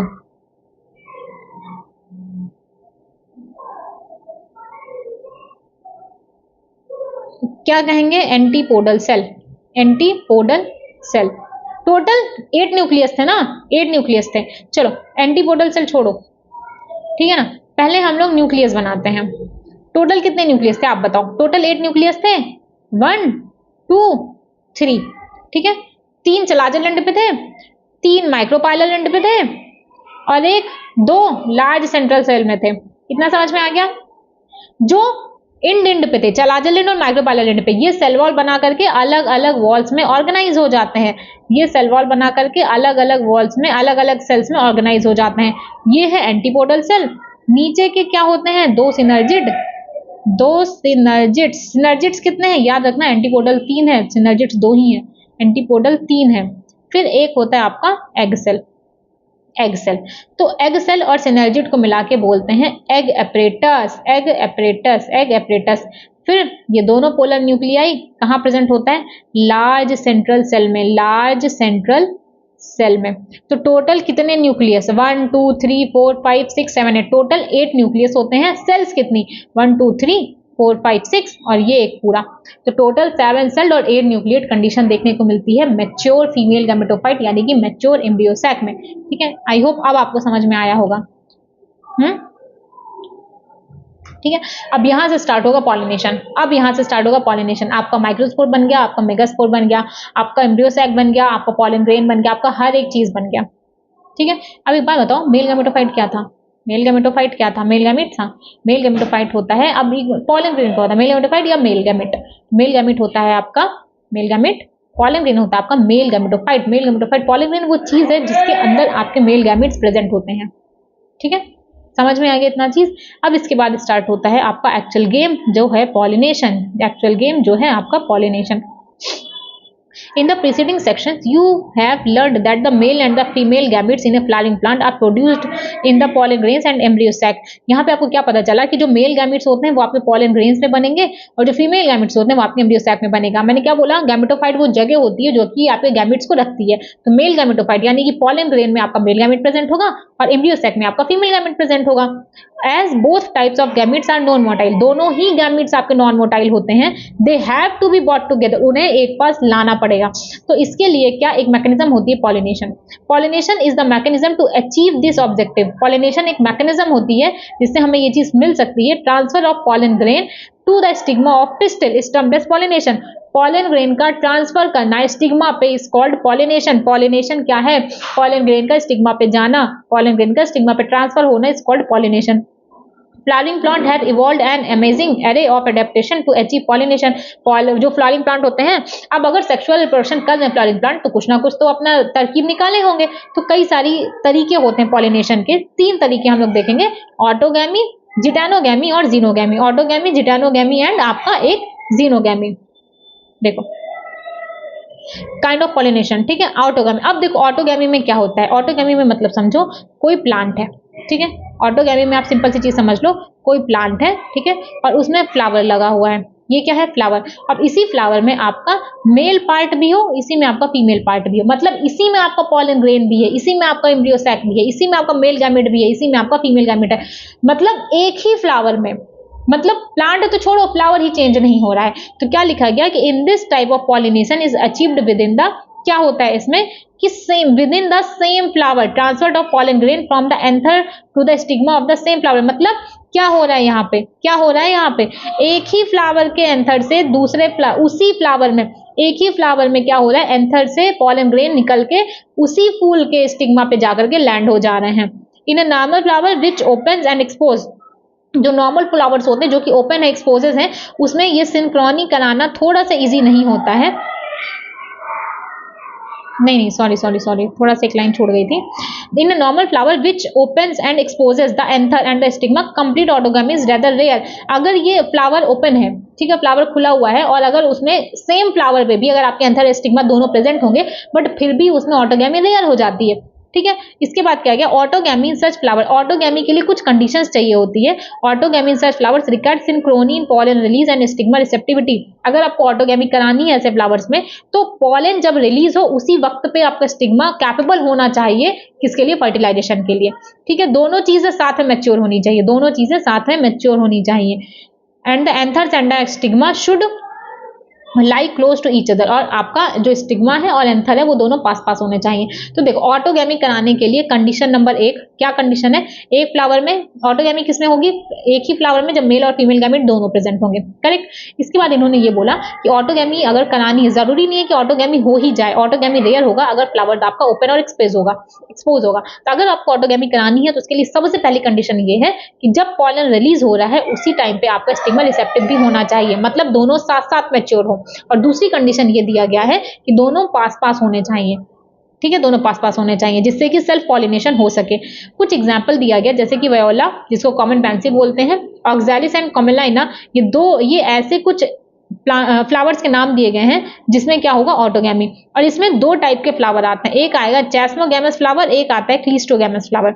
अब देखो जो चैस्मोगैमस फ्लावर है, चैस्मोगैमस फ्लावर आपको ओपन दिख रहा है, बट वहीं पे जो क्लिस्टोगैमस फ्लावर्स है अगर आप उसको ध्यान से देखो ये आपके ओपन दिख रहे हैं, क्लिस्टोगैमस फ्लावर्स आपके क्लोज दिख रहे हैं। क्लिस्टोगैमस फ्लावर आपके रूट के अंदर होते हैं, ये आपके क्लोज हैं। तो यहाँ पे एक लाइन बहुत अच्छी दी गई है कि flower which are similar to flower of other species with exposed anther and stigma, chasmogamous में चांस होता है, जरूरी नहीं है कि इसमें सेल्फ पॉलिनेशन होगा, क्योंकि देखो ये ओपन है, स्टिग्मा के पास किसी दूसरे फ्लावर का भी एंथर आ सकता है, किसी दूसरे प्लांट का भी पॉलन आ सकता है, इसलिए जरूरी नहीं है कि जो चैस्मोगैमस फ्लावर है उसमें ऑटोगैमी हो ही, लेकिन जो क्लिस्टोगैमस फ्लावर्स होते हैं उसमें ऑटोगैमी होना कंफर्म है, यानी कि चैस्मोगैमस फ्लावर में क्रॉस पॉलिनेशन की पॉसिबिलिटी भी होती है। Flowers which do not open at all, इसके बाद इन्होंने क्लिस्टोगैमस फ्लावर्स की बात की है कि क्लिस्टोगैमस फ्लावर्स वो होते हैं जो कि कंप्लीटली ओपन नहीं होते। ऐसे फ्लावर्स में एंथर एंड स्टिग्मा एक दूसरे के पास पास होते हैं, जब एंथर डिहाइसेंस होता है पॉलन ग्रेन निकलता है और वो स्टिग्मा के कांटेक्ट में होता है और पॉलिनेशन हो जाता है। इसलिए क्लिस्टोगैमस जो फ्लावर्स होते हैं उसमें ऑटोगैमस होना कंफर्म है, कोई चांस नहीं होता है वहां पे कि क्रॉस पॉलिनेशन हो, कोई चांस नहीं है क्लिस्टोगैमस फ्लावर्स में कि वहां पे क्रॉस पॉलिनेशन होगा। Cleistogamous flowers produce assured seed set, इसलिए जो क्लिस्टोगैमस फ्लावर्स होते हैं वो कंफर्म करेंगे कि वो सीड सेट वहां से आएगा ही आएगा, even in the absence of pollinator. भाई पॉलिनेटर की जरूरत तो हमें तब पड़ेगी ना जब हम कहीं और से पॉलन ला रहे होंगे, बट जब एक कंप्लीट फ्लावर है वो पैक है, इसी के अंदर आपका स्टिग्मा प्रेजेंट है, इसी के अंदर आपका एंथर प्रेजेंट है, करेक्ट। तो ऑब्वियस है ना जब वहां से पॉलन रिलीज होगा तो पॉलन स्टिग्मा पे चला जाएगा, तो हमें पॉलिनेटर की जरूरत ही नहीं पड़ रही है, पॉलिनेटर की जरूरत नहीं पड़ रही है, सेल्फ पॉलिनेशन हो रहा है तो सीड सेट तो मिलेगा ही ना। Do you think that cleistogamous is advantage और डिसएडवांटेजेस टू द प्लांट, दोनों होता है। तो अभी तक हम लोगों ने क्या देखा, सिंपली सुनो, काइंड ऑफ पॉलिनेशन में एक देखा ऑटोगैमी। ऑटोगैमी कब होता है, जब एक ही प्लांट के एक ही फ्लावर पे, ये एक फ्लावर है, इसी पे आपका स्टामेन भी प्रेजेंट हो और इसी पे आपका पिस्टल भी प्रेजेंट हो, ठीक है, यानी कि जब पॉलन रिलीज हो वो स्टिग्मा पे जाकर के लैंड हो जाए। अब ऑटोगैमी अगर फ्लावर ओपन है यानी कि क्लिस्टोगैमस फ्लावर्स हैं तो उस टाइम ऑटोगैमी थोड़ा सा रेयर हो जाता है, क्योंकि फ्लावर आपका खुला है, जरूरी नहीं है कि एंथर उसी टाइम पे लैंड होगा, जरूरी नहीं है कि सिर्फ वही पॉलन ना करके लैंड होगा, एंथर नहीं सॉरी, जरूरी नहीं है कि सिर्फ उसी फ्लावर का करके आपका पॉलन लैंड होगा, इसलिए ऑटोगैमी हो, कंप्लीटली आपका ऑटोगैमी हो, और इसके लिए क्लिस्टोगैमस फ्लावर का होना इंपॉर्टेंट है। फिर नेक्स्ट आया जिटानोगैमी। जिटानोगैमी में क्या होता है कि अब एक ही प्लांट है बट अलग अलग फूल है, एक ही प्लांट अलग, मतलब एक फ्लावर पे आपका फीमेल गैमेट हो, एक फ्लावर पे आपका मेल गैमेट हो, ठीक है। Transfer of pollen grain from the anther of the stigma of another flower of the same plant, एक ही प्लांट के एंथर का ट्रांसफर करना, एक ही प्लांट के एंथर का नहीं, गलत हो जा रहा है, एक ही प्लांट के एंथर के पॉलन ग्रेन का ट्रांसफर उसी सेम प्लांट के दूसरे फ्लावर के स्टिग्मा पे, ये होता है आपका geitonogamy. Although geitonogamy is functionally cross pollination होता है इन्वॉल्विंग ए पॉलिनेटिंग एजेंट, इसमें पॉलिनेटिंग एजेंट की भी जरूरत पड़ेगी, बट जेनेटिकली ये सिमिलर होता है ऑटोगैमी के। अब जेनेटिकली सिमिलर क्यों है, क्योंकि प्लांट तो सेम ही है ना बेटा। हम लोगों ने देखो ऑटोगैमी में क्या देखा, ऑटोगैमी में सेम फ्लावर में आपका मेल गैमेट है, फीमेल गैमेट, ठीक है, सेम प्लांट में आपका क्या प्रेजेंट है, फिलामेंट प्रेजेंट है, एंथर प्रेजेंट है, और सेम में आपका पिस्टल प्रेजेंट है।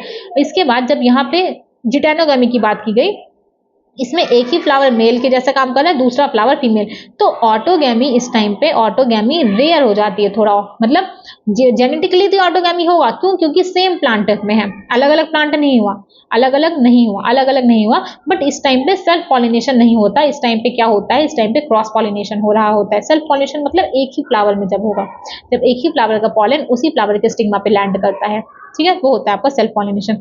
देन आता है जीनोगैमी। जीनोगैमी मतलब अब अलग अलग प्लांट की बात कर दी गई। Transfer of pollen grain from another anther to the stigma, pollen grain का ट्रांसफर अलग प्लांट से, मतलब एक प्लांट का पॉलन ग्रेन दूसरे प्लांट के स्टिग्मा पे जब जा रहा है तो इस टाइप के पॉलिनेशन को बोलता है जीनोगैमी। ठीक है, this is the only type of pollination which during pollination brings genetically different type of pollen grain to the stigma। यही वो इकलौता टाइप ऑफ पॉलिनेशन है जिसमें जेनेटिकली डिफरेंट pollen grain आते हैं। हम लोगों ने टोटल 3 टाइप के पॉलिनेशन देखे। ठीक है, टोटल 3 टाइप के पॉलिनेशन देखे। कौन कौन से? जो पहला था वो था ऑटोगैमी। ऑटोगैमी में क्या था कि एक ही फ्लावर है, उसी फ्लावर में आपका स्टामेन भी प्रेजेंट है और एक ही फ्लावर का पॉलन उसी फ्लावर के स्टिग्मा पे जा रहा है। फिर नेक्स्ट हम लोगों ने देखा जिटानोगैमी। जिटानोगैमी में क्या था, बहुत बदमाश बच्चे हैं यहाँ के, क्या ही बताएं। तो जिटानोगैमी में क्या था? जिटानोगैमी में ये था कि एक ही प्लांट है, एक सिंगल प्लांट है, उसी सिंगल प्लांट में 2 फ्लावर्स हैं। एक फ्लावर का एंथर से पॉलन उसी प्लांट के दूसरे फ्लावर के स्टिग्मा पे जा रहा है। तो आपका ऑटोगैमी के जैसा लगे, जेनेटिकली आपको ऑटोगैमी के जैसा है क्योंकि सेम प्लांट है, बट होगा क्रॉस पॉलिनेशन, सेल्फ पॉलिनेशन यहाँ नहीं होता। जीनोगैमी में क्या होता है, अब अलग अलग फ्लावर है, एक फ्लावर का पॉलन दूसरे फ्लावर के स्टिग्मा पे जाके लैंड हो रहा है, यहाँ पे जेनेटिकली आपको वेरिएशन देखने को मिलता है। ठीक है, और यहाँ पे पॉलिनेटर्स की भी जरूरत पड़ेगी। पॉलिनेटर की जरूरत जिटानोगैमी में भी होती है।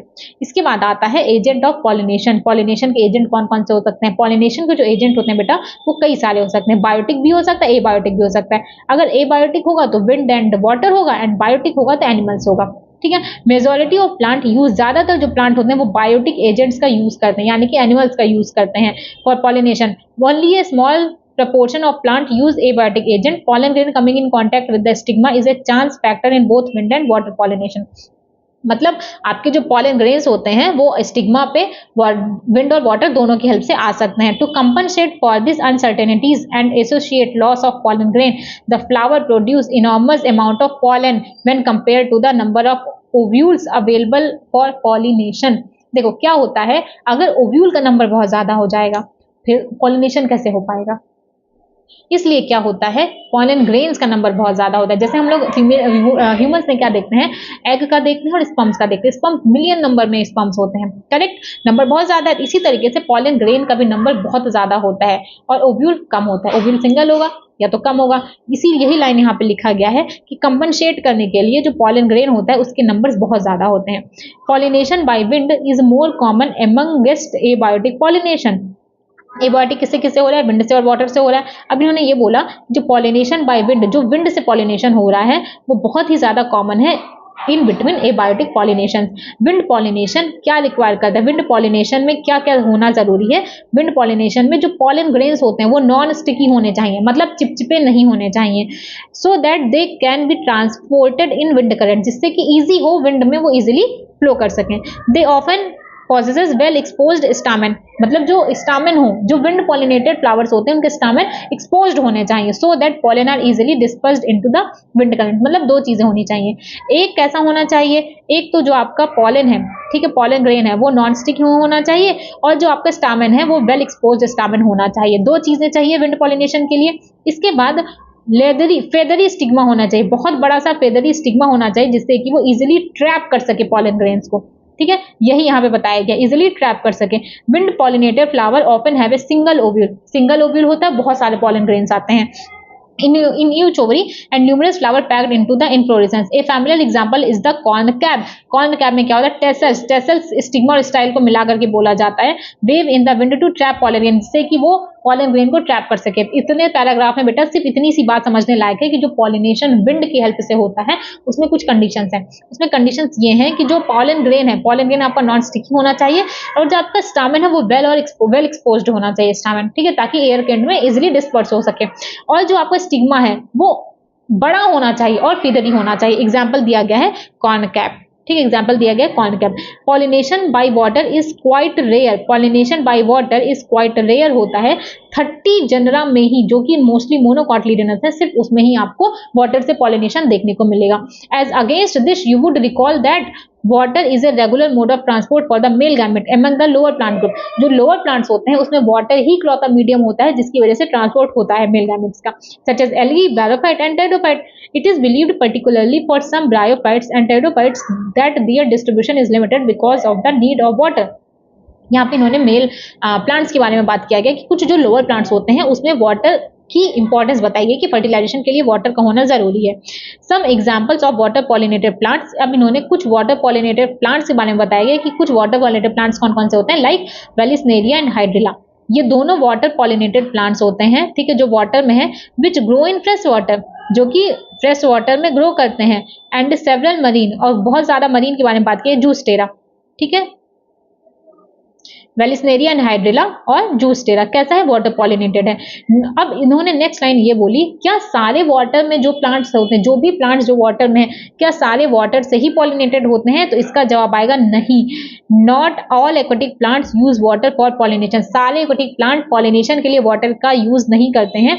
इसके बाद इन्होंने ये लिखा, in a majority of aquatic plant such as water hyacinth and water lily the flowers emerge, जैसे ये पानी का लेवल है, इसके ऊपर आपका फूल आ जाएगा, पानी के लेवल के ऊपर आपका फ्लावर आ जाता है, और वहां पे इंसेक्ट के थ्रू पॉलिनेशन होता है, इंसेक्ट या विंड के थ्रू पॉलिनेशन हो जाता है। In vallisneria the female flower reach the surface of water by the long stalk and the male flower और pollen grain are released on the surface of the water, they are carried passively by water current। Vallisneria में आपका water के through होता है। इन्होंने क्या बोला, दो एग्जाम्पल लिया, किसका किसका इन्होंने एग्जाम्पल लिया, एक लिया वाटर हाइसेंथ और एक वाटर लिली का। दोनों में पॉलिनेशन किसकी वजह से हो रहा है, दोनों ही एक्वाटिक प्लांट्स हैं, बट पॉलिनेशन किसकी वजह से हो रहा है, पॉलिनेशन हो रहा है बेटा इंसेक्ट और विंड की वजह से। दोनों ही कैसे प्लांट हैं, दोनों ही होते हैं आपके एक्वाटिक प्लांट, बट पॉलिनेशन हो रहा है इंसेक्ट एंड विंड के थ्रू। बट वेलिसनेरिया में किसकी वजह से हो रहा है, वाटर करंट की वजह से हो रहा है। अब बात की गई, some of them eventually reach the female flower and the stigma in another group of water pollinated plants such as sea grasses.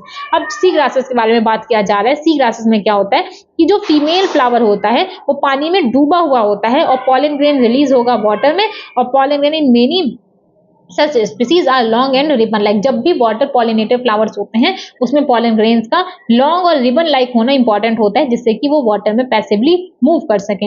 इसके बाद लिखा गया कि both wind and water pollinated flowers are not very colourful and do not produce nectar.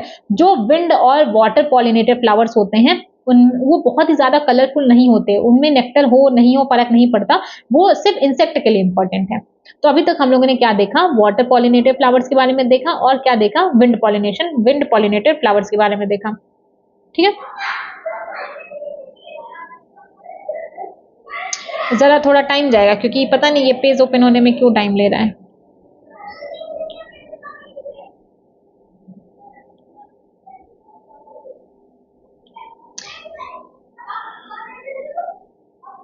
अगर एक बार revise करना चाहो तो तब तक कर लो, क्या कुछ तो इशू आ रहा है इस पेज में। हम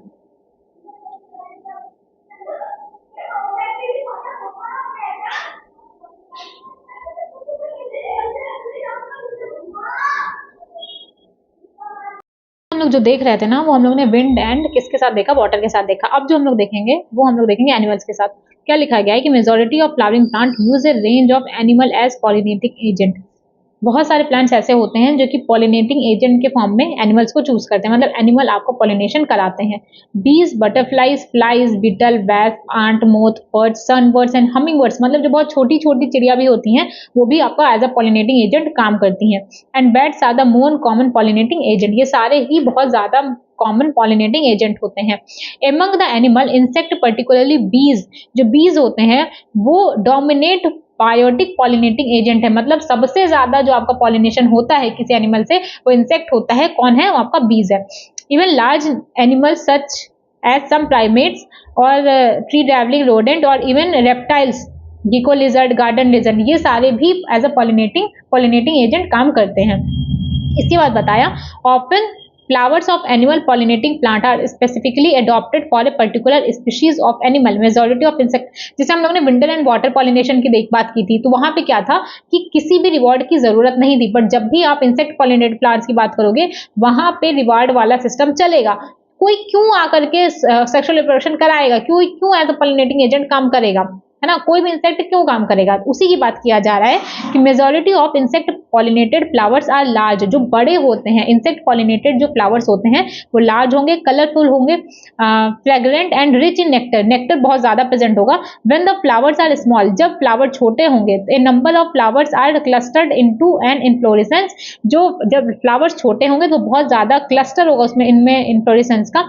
to make them conspicuous animals are attracted to flowers by colour and the fragrance. Animals कैसे अट्रैक्ट हों, कैसे अट्रैक्ट हो, या तो बहुत सारे गुच्छे में हो या तो बहुत बड़ा फ्लावर हो। तो एनिमल्स किससे अट्रैक्ट होते हैं? उनके कलर्स को देख करके, उनके फ्रेग्रेंस को देख करके। The flowers pollinated by flies and beetle secrete foul odours. जो कुछ फ्लावर्स होते हैं जो कि फ्लाइज और बिटल से पॉलिनेटेड होते हैं, उसमें बहुत अजीब सी गंध निकलती है जो कि इन एनिमल्स को अपनी तरफ अट्रैक्ट करेगी। To sustain animal visit, animals की विजिट कंटिन्यूसली होती रहे, उसके लिए फ्लावर उनको रिवॉर्ड प्रोवाइड करता है। अब रिवॉर्ड किस फॉर्म में प्रोवाइड करेगा? नेक्टर देगा या पॉलन ग्रेन्स प्रोवाइड करता है, ये दोनों ही न्यूट्रिएंट रिच होगा। और कभी कभी क्या होता है कि वो एग ले के लिए भी स्पेस प्रोवाइड करता है। ठीक है, from the flower the animal visitor come in contact with the anther and the stigma, the body of the animal gate A coating. क्या होता है कि जब एनिमल आपके उस फ्लावर पे आता है तो एनिमल की बॉडी में एक कोट लग जाती है, किसकी? पॉलन ग्रेन की। तब जब वही एनिमल किसी और फ्लावर पे जाकर के बैठता है, वहां पे पॉलिनेशन हो जाता है। Which are generally sticky in animal pollinated flower. याद है जब हम लोगों ने विंड पॉलिनेशन देखा था, वहां पे हम लोगों ने क्या देखा था कि पॉलन ग्रेन नॉन स्टिकी होगा, बट एनिमल में क्या होता है, पॉलन ग्रेन आपके स्टिकी होते हैं। When the animal carrying pollen on its body come in contact with the stigma it brings about pollination. जब ये अपने बॉडी पे पॉलन ग्रेन के साथ किसी और फ्लावर पे जाएगा तो वहां पे पॉलिनेशन करा देता है। In some species floral reward are in providing safe place to lay egg.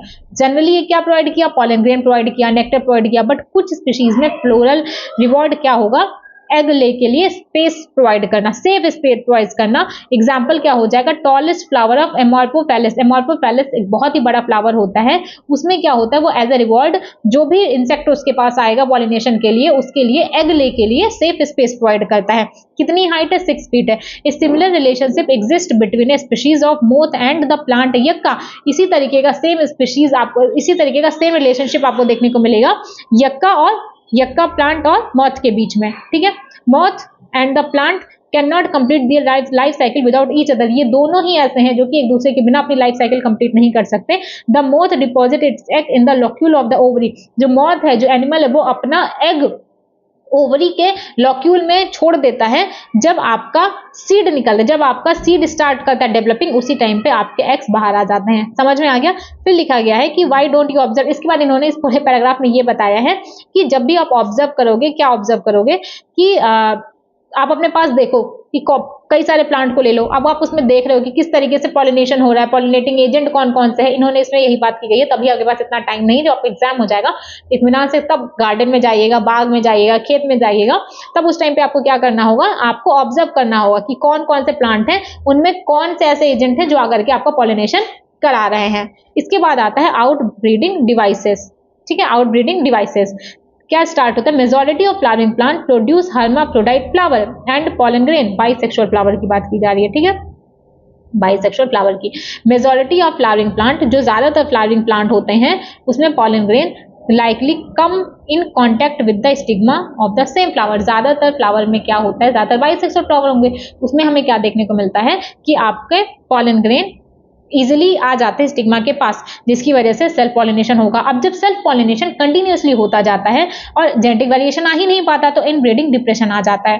Flowering plant have developed many devices to discourage self pollination. Self pollination होना अच्छी बात नहीं होती है, तो फ्लावरिंग प्लांट में ऐसी बहुत सारी चीजें होती हैं जिसकी वजह से सेल्फ पॉलिनेशन को रोका जा सकता है। अब और सेल्फ पॉलिनेशन को रोकना है और क्या कराना है? Cross pollination. अब क्या होगा? अब कौन कौन सी है? पहली देख लो, pollen release and stigma receptivity are not synchronised. सबसे पहला क्या है कि पॉलन और स्टिग्मा एक साथ मैच्योर ना हो, मतलब पॉलन जिस टाइम पे स्टिग्मा पे जाए उस टाइम पे दोनों में मेल जोल ना हो, स्टिग्मा रिसेप्टिविटी उस टाइम पे कंपैटिबल ना हो पॉलन के लिए, दोनों एक साथ मैच्योर ना हो। फिर either the pollen is released before the stigma become receptive. Stigma के मैच्योर होने से पहले ही या तो पॉलन रिलीज हो जाए या तो पहले स्टिग्मा आपका मैच्योर हो जाए। फिर लिखा in some other species anther and stigma are placed in different position. कुछ अलग स्पीशीज में क्या किया जा सकता है कि दोनों को अलग अलग पोजीशन पे रखा जा सकता है, so that the pollen can not come in contact with the stigma of the same flower, जिसकी वजह से आपको पॉलन पास ना आ सके। Both these devices prevent autogamy. ये दोनों ही डिवाइसेस ऑटोगैमी को प्रिवेंट करती हैं। ऑटोगैमी यानी कि जो एक फ्लावर में हो रहा था। ठीक है। सिंगल फ्लावर में हम लोगों ने क्या देखा था, ऑटोगैमी कराने के लिए दो कंडीशन थी। एक कंडीशन ये थी स्टिग्मा पॉलन रिलीज और स्टिग्मा रिसेप्टिविटी एक साथ होनी चाहिए। अगर हमें सेल्फ पॉलिनेशन रोकना है तो सिंक्रोनाइज्ड मत करो, नहीं होगा सेल्फ पॉलिनेशन, एक साथ रिसेप्टिविटी मत बनाओ, स्टिग्मा उस टाइम रिसेप्टिव ना हो जब पॉलन रिलीज हो। नेक्स्ट क्या था, ऑटोगैमी के लिए दोनों का पास पास होना इंपॉर्टेंट है, और जब हमें ऑटोगैमी को रोकना है, सेल्फ पॉलिनेशन को रोकना है, तो उन दोनों को दूर दूर कर दो। सिंपल सी चीज हो गया। इसके बाद आता है third device to prevent inbreeding is self incompatibility. Self incompatibility क्या होता है, this is a genetic mechanism, ये जेनेटिक मैकेनिज्म है सेल्फ पॉलिनेशन रोकने का। इसमें क्या होता है, फ्रॉम फर्टिलाइजर ओव्यूल, इसमें क्या होता है कि जो ओव्यूल होता है वो क्या करेगा, वो एक मिनट रुकना, genetic mechanism and prevent self pollen from fertilizing the ovule by inhibiting pollen germination or pollen tube growth in the pistil। इसमें क्या होता है, या तो pollen germination ही नहीं होने देगा, या तो pollen tube की growth ही नहीं होने देगा पिस्टिल में। ये सारी चीजें फ्लावर खुद करता है, यानी कि सेल्फ इनकम्पैटिबिलिटी भी एक तरीका होता है सेल्फ पॉलिनेशन को कंट्रोल करने का। Another device to prevent self pollination is produce unisexual flower. Unisexual का फॉर्मेशन होगा तो वैसे क्रॉस पॉलिनेशन हो जाएगा। If both male and female flower are present on the same plant, या अगर मेल और फीमेल फ्लावर दोनों ही सेम प्लांट पर प्रेजेंट है, example castor and maize, it prevents autogamy but not geitonogamy. ये दोनों ही ऑटोगैमी को तो रोक लेंगे बट जिटानोगैमी को रोक नहीं पाएंगे, जेनेटिकली तो सिमिलर ही होगा। अगर कुछ स्पीशीज ऐसे होते हैं लाइक पपाया जिसमें मेल और फीमेल गैमेट अलग अलग प्लांट पे लगे होंगे, तो यहाँ पे ऑटोगैमी भी रुक जाएगी और जिटानोगैमी भी रुक जाएगी। तो हम लोगों ने टोटल 4 चीजें देखी आउटब्रीडिंग डिवाइसेस में। 4 क्या था, पहला क्या था, पॉलन ग्रेन और स्टिग्मा की रिसेप्टिविटी को सिंक्रोनाइज्ड मत करो, ठीक है, मतलब सेम टाइम पे दोनों मैच्योर ना हो। दूसरा क्या था, दोनों को अलग अलग रखो। तीसरा क्या आया, सेल्फ इनकम्पैटिबिलिटी आई। चौथा क्या आया, यूनिसेक्सुअल फ्लावर्स आया। इसके बाद इन्होंने ये बोला कि यूनिसेक्सुअल फ्लावर्स क्या होता है, मान लो एक ही प्लांट में अगर दोनों मेल और फीमेल फ्लावर प्रेजेंट हैं, एग्जाम्पल कैस्टर एंड मेज, तो इस टाइम पे ऑटोगैमी को तो रोका जा सकता है क्योंकि अलग अलग फ्लावर हैं, बट जिटानोगैमी को नहीं रोक सकते क्योंकि जेनेटिक वेरिएशन नहीं आएगा, क्योंकि सिंगल प्लांट में हो रहा है। बट वहीं पे अगर आप लोग बात करो पपाया में क्या होता है, मेल और फीमेल फ्लावर दोनों अलग अलग प्लांट में होते हैं, तो आप ऑटोगैमी को भी प्रिवेंट कर सकते हो और साथ ही साथ जिटानोगैमी को भी प्रिवेंट कर सकते हो, ठीक है। इसके बाद आता है pollen pistil interaction. Pollination does not guarantee the transfer of the right type of pollen। Pollination guarantee नहीं देता है कि राइट टाइप का ही पॉलन ग्रेन जा रहा है स्टिग्मा के पास, ठीक है। अब एक बात बताओ, कोई भी इंसेक्ट है उसे क्या पता कि हाँ ठीक है ये गुड़हल का है, गुड़हल का मुझे गुड़हल के पास लेकर के जाना है, ऐसा तो है नहीं, इतना पढ़ा लिखा इतना समझदार तो है नहीं आपके जैसा। तो इसीलिए बोला गया pollination does not guarantee, pollination इस बात की गारंटी नहीं देता है कि सही टाइप का पॉलन ट्रांसफर हो रहा है स्टिग्मा के पास, ये गलत टाइप का भी हो सकता है। Often pollen of the wrong type either from other species or from the same plant, if it is self incompatible also land on the stigma। The pistil has the ability to recognize the pollen। pistil के पास ये ability होती है कि वो pollen को recognize करेगी, उसे लेना है या उसे नहीं लेना है, whether it is the right type, यानी कि चाहे वो compatible हो चाहे वो incompatible हो। If it is of the right type, अगर वो कंपैटिबल पॉलन ग्रेन होता है, then the pistil accept pollen और उसके बाद प्रमोट करता है पोस्ट पॉलिनेटिंग इवेंट को। सिंपल सी चीज समझो कि जो पिस्टिल होता है उसके पास इतनी समझ होती है कि वो ये समझ सके कि जो पॉलन उसके ऊपर आया है वो कंपैटिबल है या इनकम्पैटिबल है। अगर कंपैटिबल है तो आगे का काम वो करेगी, अगर कंपैटिबल नहीं है तो आगे का काम नहीं करेगी, ठीक है।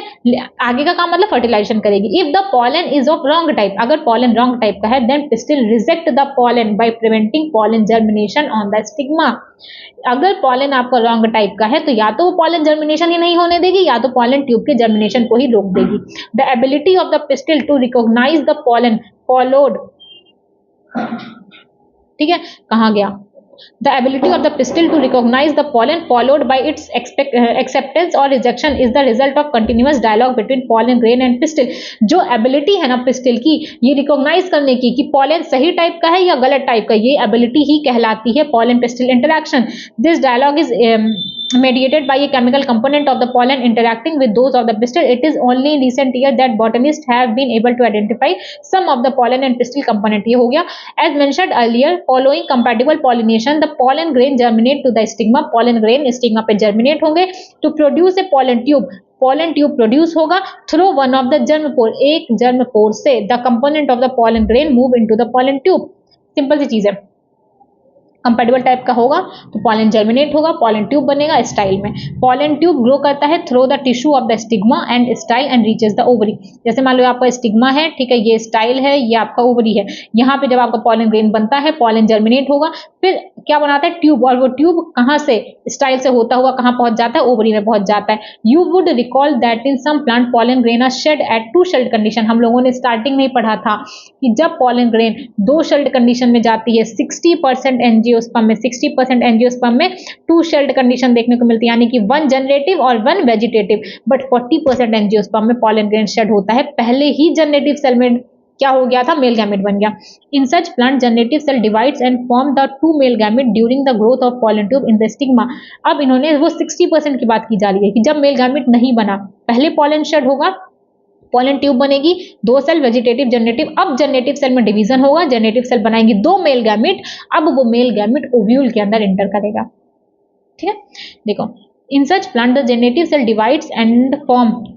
ठीक है, जब टू सेल्ड कंडीशन होती है, बेसिकली सिंपल सी बात समझो कि जब टू सेल्ड कंडीशन होती है उस टाइम क्या होता है, जब टू सेल्ड कंडीशन होती है तो जनरेटिव सेल डिवाइड करेगा, क्या बनाएगा, दो mail gamete during the growth of pollen tube. जब पॉलन ट्यूब की ग्रोथ हो रही होगी उस टाइम पे जनरेटिव सेल डिवाइड करके दो मेल गैमेट बनाता है.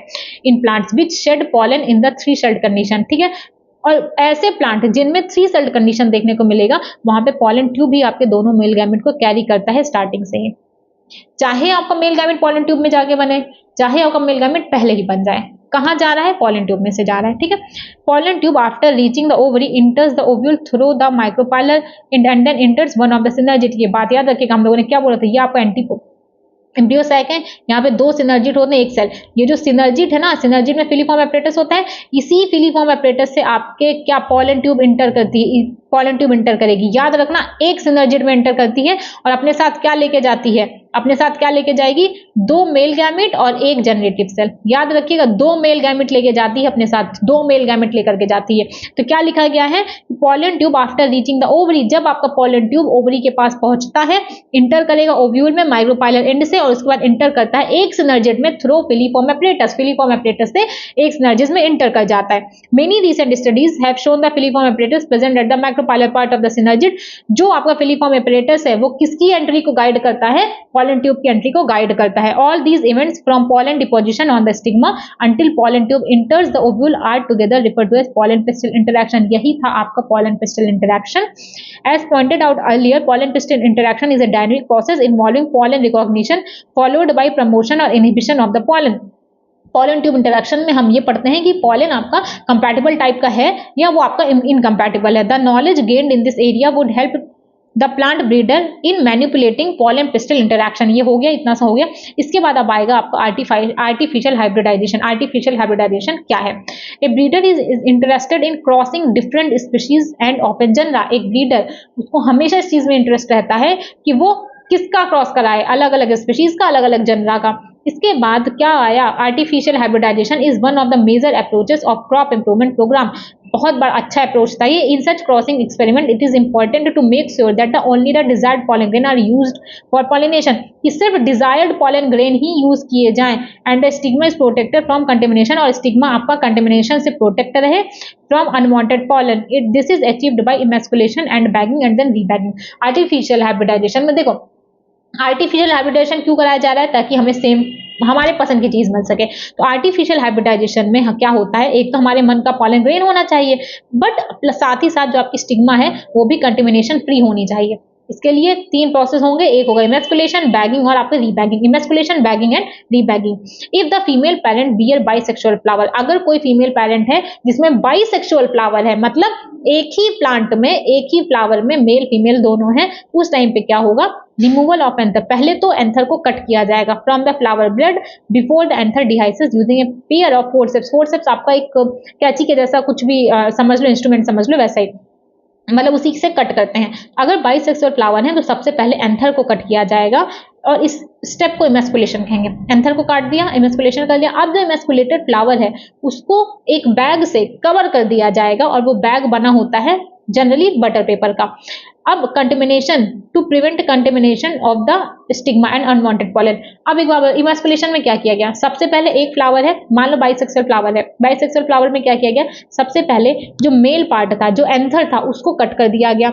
अब जो इमेस्कुलेटेड फ्लावर हुआ उसको कवर कर दिया गया। कवर क्यों किया गया, ताकि अनडिजायरेबल पॉलन ना आ सके, उसके पास वही पॉलन जाए जो हमें चाहिए, ठीक है, जो हम चाहते हैं, अनवांटेड पॉलन। इसको कहते हैं बैगिंग। अब जब stigma of the bagged flower, जब आपकी जो स्टिग्मा रिसेप्टिविटी के लिए पहुंच गई, जब वो आपकी मैच्योर हो गई, तो मैच्योर पॉलन कलेक्ट किया जाता है मेल पैरेंट से और उसके बाद उसको स्टिग्मा पे डाल दिया जाता है और उसके बाद वापस से रीबैक कर दिया जाता है जब तक कि आपका फ्रूट डेवलप नहीं हो जाता, ठीक है। इसके बाद अगर मान लो female parent unisexual flower produce कर रहा है तो इस टाइम पे इमेस्कुलेशन की जरूरत नहीं होती, सिर्फ बैगिंग एंड रीबैगिंग कर दिया जाता है, ठीक है। तो हम लोगों ने आर्टिफिशियल हाइब्रिडेशन में दो चीजें पढ़ी है। एक पढ़ा हम लोगों ने, क्या पढ़ा, एक अगर बाइसेक्सुअल फ्लावर है तो उसमें 3 स्टेप होगा, इमेस्कुलेशन, बैगिंग, देन रीबैगिंग। उसके बाद अगर आपका यूनिसेक्सुअल फ्लावर है तो उसमें सिर्फ 2 स्टेप होंगे, बैगिंग एंड रीबैगिंग। इसके बाद आता है आपका double fertilisation. Double fertilisation, double fertilisation, double fertilisation क्या है? अच्छा, ये डायग्राम आपको समझ आता है कि नहीं आता? अब यहाँ आ जाएगा, देखो, after entering one of the synergid, देखो यहाँ पे जो था ये आपका गया, देखो ये आपका पॉलन ट्यूब है, पॉलन ट्यूब है, पॉलन ट्यूब इंटर किया था, एक ही सिनर्जिड में इंटर कर रहा है, 2 मेल गैमीट्स हैं, 2 मेल गैमीट्स हैं और एक आपका वेजिटेटिव न्यूक्लियस है, ठीक है, एक ही में जा रहा है। और ये आपका क्या है, फिलीफॉर्म एपरेटस है। इतना सिंपल सी चीज समझ आ गई, सिंपल सी चीज समझ आ गई। अब इसको छोटा कर लेते हैं, अब इसके आगे का देखते हैं। After entering one of the synergid, एक सिनर्जिड में इंटर करने के बाद क्या होता है, the pollen tube releases the 2 male gamete. Pollen tube 2 male gamete को रिलीज करेगा सिनर्जिड के साइटोप्लाज्म में। अब 2 मेल गैमेट आ गए सिनर्जिड के साइटोप्लाज्म में। अब जो एक मेल गैमेट होता है बेटा, एक मेल गैमेट चला जाएगा एग सेल के पास, चला जाएगा एग सेल के पास और फ्यूज करके बनाएगा, क्या बनाएगा, जाइगोट। जाइगोट की प्लॉइडी 2 है, जाइगोट बना दिया। प्रोसेस को बोला गया सिनगैमी, प्रोसेस को बोला गया सिनगैमी, ठीक है। क्या लिखा गया है, one of the male gamete moves towards the egg cell, एक मेल गैमेट एग सेल के पास मूव करता है और फ्यूज करता है न्यूक्लियस के साथ और उसके बाद बनाता है, प्रोसेस को कहेंगे सिनगैमी और रिजल्ट में आपका डिप्लॉयड जाइगोट बन गया। अब इसके बात की गई the other male gamete, 2 male gamete आया था पॉलन ट्यूब में, एक मेल गैमेट हो गया, दूसरा मेल गैमेट जाता है पोलर न्यूक्लियाई के पास। जो सेकंड मेल गैमेट था वो गया पोलर न्यूक्लियाई के पास, पोलर न्यूक्लियाई के पास, पोलर न्यूक्लियाई के पास। पोलर न्यूक्लियाई की प्लॉइडी ऑलरेडी 2n थी, पोलर नहीं n+n थी ना, n+n थी, ठीक है। पोलर न्यूक्लियाई के पास गया। अब हुआ यहाँ पे ट्रिपल फ्यूजन, हुआ यहाँ पे ट्रिपल फ्यूजन। ट्रिपल फ्यूजन क्यों बोले, क्योंकि 3 न्यूक्लियस का फ्यूजन होगा और बनेगा प्राइमरी इंडोस्पर्म। क्या बनेगा, प्राइमरी इंडोस्पर्म न्यूक्लियस बनता है। देखो, 2 polar nuclei located to the central cell and fuse with them to produce diploid endosperm nucleus। देखो क्या हुआ, पहले जब आपका ये आया, देखो जब ये आपका आया तो एक मेल गैमेट फ्यूज कर जाता है एग के न्यूक्लियस के साथ। देखो एक, पता नहीं आपको समझ आ रहा है कि नहीं, नहीं समझ में आएगा तो मुझे कमेंट में जरूर बताना, ठीक है। देखो एक मेल गैमेट फ्यूज करता है एग सेल के साथ। हम लोगों ने क्या देखा था, एक सिंपल सी चीज बताओ, हम लोगों ने ये एंडोस्पर्म देखा था, यहाँ पे 3 था एंटीपोडल, बीच में 2 था पोलर न्यूक्लियाई, फिर यहाँ पे सिनर्जिड था, यहाँ पे एक्सेल था। तो एक मेल गैमेट इस एग सेल के साथ फ्यूज करके क्या बनाया, जाइगोट, और एक मेल गैमेट इन दोनों पोलर न्यूक्लियाई के साथ फ्यूज करके बनाया primary endosperm nucleus. I hope आप जरूर समझ आ गया होगा, ठीक है। तो जो प्राइमरी एंडोस्पर्म न्यूक्लियस बनाया, प्रोसेस को बोला गया ट्रिपल फ्यूजन। क्या बोला गया प्रोसेस को, triple fusion. As this involve fusion of 3 haploid, क्योंकि 3 न्यूक्लियाई का फ्यूजन हुआ तो इसलिए इसे बोला गया triple fusion. Since 2 types of fusion, syngamy and triple fusion takes place in the embryo sac, इसलिए इस फिनोनिमा को बोला जाता है डबल फर्टिलाइजेशन, क्योंकि 2 बार फर्टिलाइजेशन हुआ है, क्योंकि 2 बार फर्टिलाइजेशन हुआ है। समझ आ गया क्यों हुआ, क्योंकि 2 बार फर्टिलाइजेशन हुआ है, ठीक है। The central cell after triple fusion become primary endosperm nucleus, जो सेंट्रल सेल था अब वो बन गया, जब प्राइमरी एंडोस्पर्म न्यूक्लियस था अब ये क्या बन गया, प्राइमरी एंडोस्पर्म सेल। क्या बन गया, प्राइमरी एंडोस्पर्म सेल, और डेवलप कर जाएगा एंडोस्पर्म में, डेवलप कर जाएगा एंडोस्पर्म में। उसके बाद जाइगोट डेवलप कर जाता है, जाइगोट डेवलप कर जाता है एम्ब्रियो में। जाइगोट किसमें डेवलप कर जाएगा, एम्ब्रियो में। अब ये जो एंडोस्पर्म है ये फर्दर डिवीजन करेगा जिससे कि वो एम्ब्रियो को नरिशमेंट प्रोवाइड कर सके। सिंपल सी चीज समझे, देखो क्या होता है, पॉलन ट्यूब कहाँ गया, फिलीफॉर्म एपरेटस में गया था, 2 मेल गैमेट लेकर के, 2 मेल गैमेट लेकर के गया था। एक मेल गैमेट फ्यूज होता है एग सेल के साथ, प्रोसेस सिनगैमी, क्या बना, जाइगोट, जाइगोट बाद में डेवलप हो जाएगा एम्ब्रियो में। जो दूसरा मेल गैमेट था वो जाता है दोनों पोलर न्यूक्लियाई के पास, प्रोसेस ट्रिपल फ्यूजन, क्यों, क्योंकि तीनों न्यूक्लियस फ्यूज कर रहे हैं। क्या बना, primary endosperm nucleus, primary endosperm nucleus further develop करेगा, बनाता है एंडोस्पर्म, फिर प्राइमरी एंडोस्पर्म सेल बनाता है, वो फर्दर डेवलप करके एंडोस्पर्म बना देता है। ठीक है, अब देखो जो आपका एंडोस्पर्म है ना, जो आपका एंडोस्पर्म है, ठीक है, जो आपका एंडोस्पर्म है, इसमें फर्दर डेवलपमेंट होते रहते हैं ताकि वो डेवलपिंग एम्ब्रियो को नरिशमेंट प्रोवाइड कर सके। एंडोस्पर्म बन जाएगा, ग्लोबुलर एम्ब्रियो बन जाएगा, हार्ट शेप्ड एम्ब्रियो बन जाएगा, और उसके बाद इसी तरीके से वो धीरे धीरे डेवलपमेंट करता रहता है। Following develop fertilisation event of the endosperm and embryo development, ये हो गया endosperm. Endosperm development precedes embryo development. Why? The primary endosperm cell divide repeatedly and forms a triploid endosperm tissue. जो प्राइमरी एंडोस्पर्म सेल्स था उसमें continuously division होता रहता है। Cells of this tissue are filled with reserve food material, जो endosperm था उसमें वो भरा होता है रिजर्व फूड मटेरियल से, और किसका यूज किया जाता है, डेवलपिंग एम्ब्रियो को न्यूट्रिशन प्रोवाइड करने में। In the most common type of endosperm development, the PEN जो प्राइमरी एंडोस्पर्म न्यूक्लियस था वो सक्सेसिव न्यूक्लियर डिवीजन में जाता है और कई सारे न्यूक्लियाई को जर्मिनेट करता है। This stage of endosperm development is called the pre nuclear endosperm. कई सारे न्यूक्लियस बन जाएंगे, दिस स्टेज को कहते हैं free nuclear endosperm. Subsequently cell wall formation occurs, धीरे धीरे सेल वॉल का फॉर्मेशन हो जाता है, and the endosperm become cellular, endosperm बन जाता है cellular. The number of free nuclei before cellularization varies greatly. The coconut water from tender coconut that you are familiar with is nothing but pre-nuclear endosperm. जो हम लोग पानी coconut का water देखते हैं वो होता है प्री न्यूक्लियर एंडोस्पर्म। जो बाहर का कार्नल देखते हैं वो होता है आपका एंडोस्पर्म। ठीक है, वो होता है आपका सेलुलर एंडोस्पर्म। सिंपल सी चीज एक बात समझो, ये जो एंडोस्पर्म में फर्दर डिवीजन हुआ, जो फर्दर डेवलपमेंट हुआ, वो क्यों हुआ, ताकि वो जाइगोट को नरिशमेंट प्रोवाइड कर सके। ठीक है, अब आया एंडोस्पर्म में आइदर भी कंप्लीटली कंज्यूम। अब एंडोस्पर्म जैसे जैसे एंडोस्पर्म में डेवलपमेंट होता है, कई बार ऐसा होता है कि कंप्लीटली वो कंज्यूम हो जाए by developing embryo. Example P groundnut and beans before seed maturation, या फिर वो आपका परसिस्ट कर जाए। एग्जांपल है कैस्टर एंड कोकोनट। कई बार ऐसा होता है कि एंडोस्पर्म कंप्लीटली कंज्यूम हो जाता है, एग्जांपल दिया गया। कई बार ऐसा होता है कि परसिस्ट करता है। इसके बाद आता है एम्ब्रियो। एम्ब्रियो क्या, embryo develops at the micropylar end of the embryo sac. Embryo आपका माइक्रोपाइलर एंड पे डेवलप होता है। Embryo develops at the micropylar end of the embryo sac. Embryo develop करेगा एम्ब्रियो सैक के माइक्रोपाइलर एंड पे, जहां पे आपका जाइगोट सिचुएटेड होता है। Most zygote divided only after certain amount of endosperm is formed. Zygote develop कर जाते हैं जब एंडोस्पर्म फॉर्म होता है। This is an adaptation to provide assured nutrition to the developing embryo. ठीक है, though the seed differ greatly in early stage of embryo development, उसको embryogeny कहते हैं, are similar in both monocotyledonous या dicotyledonous. इसके बाद बोला गया the zygote give rise to the proembryo. Zygote किसको किसको जर्मिनेट कर देगा, प्रोएम्ब्रियो को, ग्लोबुलर एम्ब्रियो को, और हार्ट शेप्ड या मैच्योर एम्ब्रियो को। ए टिपिकल डाइकॉटिलिडनस एम्ब्रियो, एक टिपिकल जो डाइकॉटिलिडनस एम्ब्रियो होता है उसमें क्या क्या होगा, एम्ब्रियोनल एक्सिस होता है। सिंपल सी बात समझो, एम्ब्रियोनल एक्सिस होता है। ठीक है, ऊपर का पार्ट होता है प्लूम्यूल, नीचे का होता है रेडिकल। प्लूम्यूल बनाता है शूट, रेडिकल बनाता है रूट। देखो एम्ब्रियोनल एक्सिस होता है जिसमें 2 कॉटिलिडनस होते हैं। The portion of embryonal axis above the level of cotyledons, उसको बोले ऊपर वाले पोर्शन को बोलते हैं एपिकोटाइल, नीचे वाले को बोलते हैं हाइपोकोटाइल। विच टर्मिनेट्स, जो एपिकोटाइल है वो टर्मिनेट करता है प्लूम्यूल में और आगे जाकर के स्टेम टिप बनाता है, और जो cylindrical portion below the level of cotyledons उसको हाइपोकोटाइल कहेंगे, वो टर्मिनेट करेगा रेडिकल या रूट कैप में। सिंपल सी चीजें समझो, ये है एपिकोटाइल, ये है एपिकोटाइल, ये है हाइपोकोटाइल। एपिकोटाइल टर्मिनेट होगा प्लूम्यूल में, हाइपोकोटाइल टर्मिनेट होता है रेडिकल में। रेडिकल से आएगा रूट कैप, प्लूम्यूल आगे जाके बना देगा आपका शूट टिप। इतनी सी बात समझ में आ गई। Embryo monocotyledonous possesses only 1 cotyledon. जो एम्ब्रियो होते हैं मोनोकॉटिलिडन के, उनमें जनरली आपको सिंगल कॉटिलिडन देखने को मिलेगा, और जिसे कहते हैं scutellum. That is situated toward the one side of the embryonal axis. Embryonal axis के एक साइड में आपका प्रेजेंट होता है, ये देखो scutellum.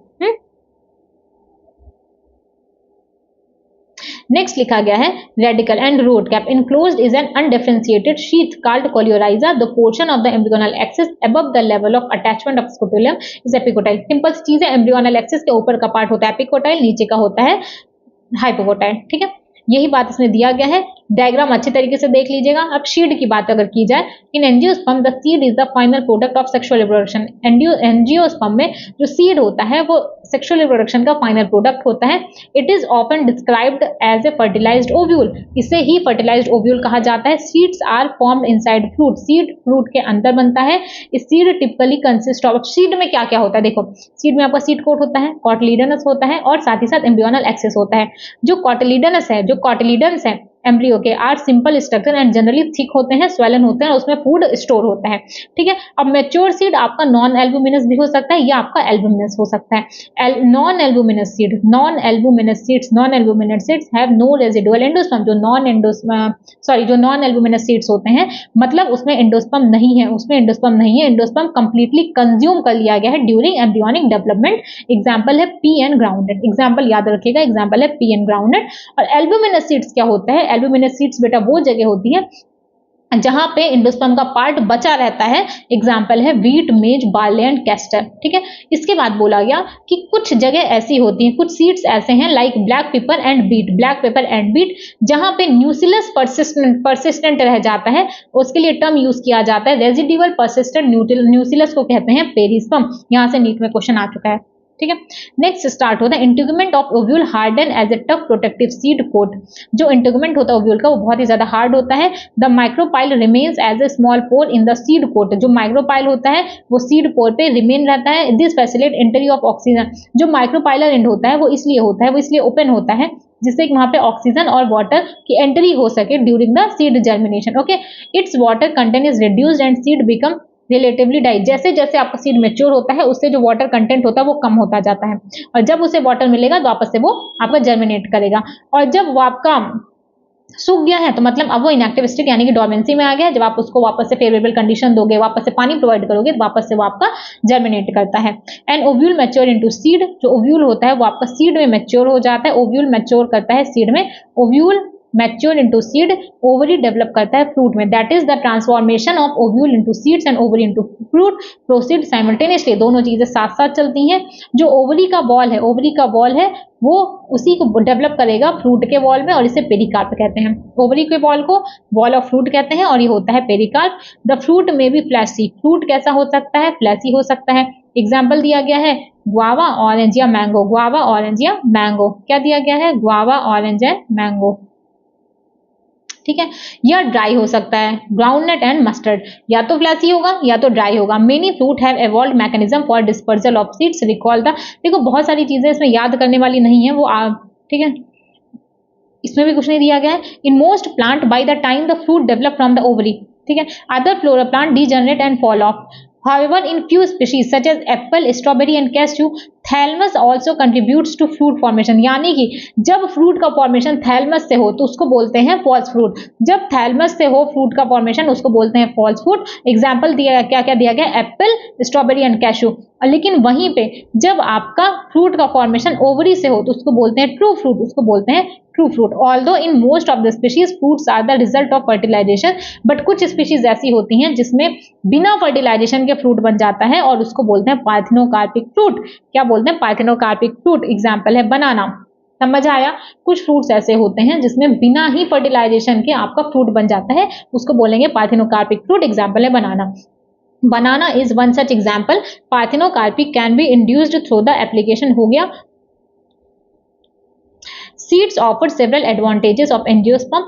Firstly, since reproductive process such as pollination and fertilization are independent of water, seed formation is more dependable. Seed formation dependable होता है. Also, seeds have better adopted strategy for dispersal to new habitat and help in the species.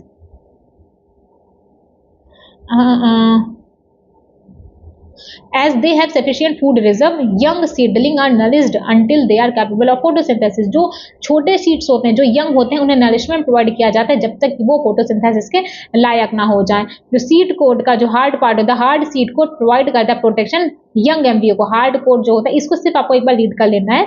Young embryo को protection provide करता है being products of sexual reproduction, they generate new genetic combination leading variation. Seed is the basis of our agriculture. Seed अपने agriculture का basic होता है. Dehydration and dormancy of mature seed are crucial for storage of seed. Dehydration और dormancy important होता है जिससे कि हम लोग seed को store करके रख सकें, which can be used as food throughout the year, जो कि as a food store भी करके रखा जा सकता है, use किया जा सकता है, and also क्रॉप के फॉर्मेशन में भी यूज किया जा सकता है. How long do the seed remain alive? अब यहाँ पे सीड के वायबिलिटी की बात किया जा रहा है. Seeds of A large number of species live for several year. Seeds होते हैं कई सारे स्पीशीज के जो कि कई सालों तक भी बचे रहते हैं. Some seeds can remain alive for 100 of years. There are several record of very old yet viable seeds. The oldest is that of lupin, Lupinus arctic, excavated from Arctic tundra. ये 10 साल बाद जर्मिनेट हुआ था. एक seed दिया गया है Arctic tundra का, वो 10 साल की डोमेंसी के बाद जर्मिनेट हुआ था. और उसी तरीके से एक और सीड का नाम दिया गया है फेनिक्स डिक्टाइलिफेरा, जिसमें सीड का जर्मिनेशन हुआ था आफ्टर 2000 ईयर, जो कि कहाँ मिला था? डेड सी के पास में. ठीक है, इसके बाद होता है, इसके बाद इन दोनों पैराग्राफ में बेटा कुछ भी नहीं लिखा गया है. एपोमैक्सिस एंड पॉलीएम्ब्रियोनिक क्या है? Although seeds in general are the product of fertilization. हमें ये पता है कि जो सीड्स होता है फर्टिलाइजेशन का प्रोडक्ट होता है. A few flowering plants such as a some species of asteraceae grasses have evolved a special mechanism to produce seeds without fertilisation. अब तक हम लोगों ने क्या देखा? फ्रूट अगर फर्टिलाइजेशन के बिना बन रहा है तो उसको बोलते हैं पार्थिनोकार्पिक फ्रूट. ठीक है, अब अगर सीड विदाउट फर्टिलाइजेशन बन रहा है तो प्रोसेस को बोलते हैं एपोमिक्सिस. इसके बाद बोला गया there are several way of development of apomictic seed. बहुत सारे तरीके होते हैं एपोमैक्टिक सीड बनाने के. In some species the diploid egg cell is formed without reduction division and develop into the embryo without fertilisation. Embryo में बन गया बिना फर्टिलाइजेशन के. More often as in many citrus and mango varieties, some of the nuclear cells surrounding the embryo sac start divide करना start करती हैं. In such species each ovule contain many embryo. जब आपको एक ही ओव्यूल में कई सारे एम्ब्रियो देखने को मिले तो कंडीशन होती है पॉली एम्ब्रियोनिक. कंडीशन क्या होती है? Poly embryonic. कंडीशन क्या होती है? Poly embryonic. इसके बाद इन्होंने ये बोला कि hybrid variety of several of our food and vegetable crops are being extensively cultivated. Hybrid variety हर एक चीज की आजकल उगाई जा रही है. Cultivation of hybrid are tremendously increased productivity. Increase production को तो इंक्रीज करेगा ना, हाइब्रिडाइजेशन आएगा. One of the problem of hybrid is that hybrid seeds have to be produced every year. एक बहुत बड़ी प्रॉब्लम यह है कि हमें हर साल हाइब्रिड सीड्स बनाने की जरूरत पड़ती है, जो कि एक्सपेंसिव भी हो जाता है. इसके लिए क्या किया गया? Production of hybrid seed is costly and hence the cost of hybrid seed become too expensive for the farmers. Farmers इतनी एक्सपेंसिव चीजें नहीं अफोर्ड कर सकते. If these hybrids are made into apomicts there is no segregation of character in the hybrid progeny. अगर हम लोग apomixis seeds बनाए तब हमें हाइब्रिडाइजेशन की जरूरत नहीं पड़ेगी. Then the farmers can keep on using the hybrid seeds to raise new crop every year. ठीक है, अगर हम लोग क्या बनाए? If these hybrids are made into apomicts, अगर हम लोग इन हाइब्रिड्स को एपोमिक्स के साथ मिला दें तो कोई भी सेग्रीगेशन नहीं होगा हाइब्रिड के कैरेक्टर में. ठीक, कोई डिफरेंस नहीं आएगा. इससे क्या होगा कि जो फार्मर्स हैं वो हाइब्रिड सीड्स को कई सालों तक यूज कर सकते हैं. Because of the importance of apomixis in hybrid seed industry, क्योंकि एपोमैक्टिक सीड का हाइब्रिड सीड इंडस्ट्री में बहुत ही ज्यादा इंपॉर्टेंट होता है. और जिसकी वजह से क्या होता है कि active research is going on in many laboratories around the world to understand the genetic of apomixis and to transfer apomactic genes into the hybrids. Overall इन्होंने ये बोला कि हाइब्रिड सीड्स को अगर उगाना है तो वो इतना इजी नहीं होता, बहुत ज़्यादा एक्सपेंसिव होता है. इसलिए हम लोग क्या करते हैं, इन्होंने क्या किया? एपोमैक्सिस और साथ ही साथ हाइब्रिड सीड्स को मिक्स कर दिया. आई होप ये चैप्टर आपको समझ में आया होगा. बाकी हम लोगों ने पूरा ट्राई किया एनसीईआरटी पढ़ने का, पूरा ट्राई किया आपको समझाने का. फिर भी अगर आपका कोई भी डाउट रह जाता है तो आप कॉमेंट सेक्शन में जाके मुझे ज़रूर बताइएगा. ठीक है, बाकी अच्छे तरीके से पढ़ाई करते रहिए. चैनल को सब्सक्राइब करना बिल्कुल मत भूलिएगा. Thank you.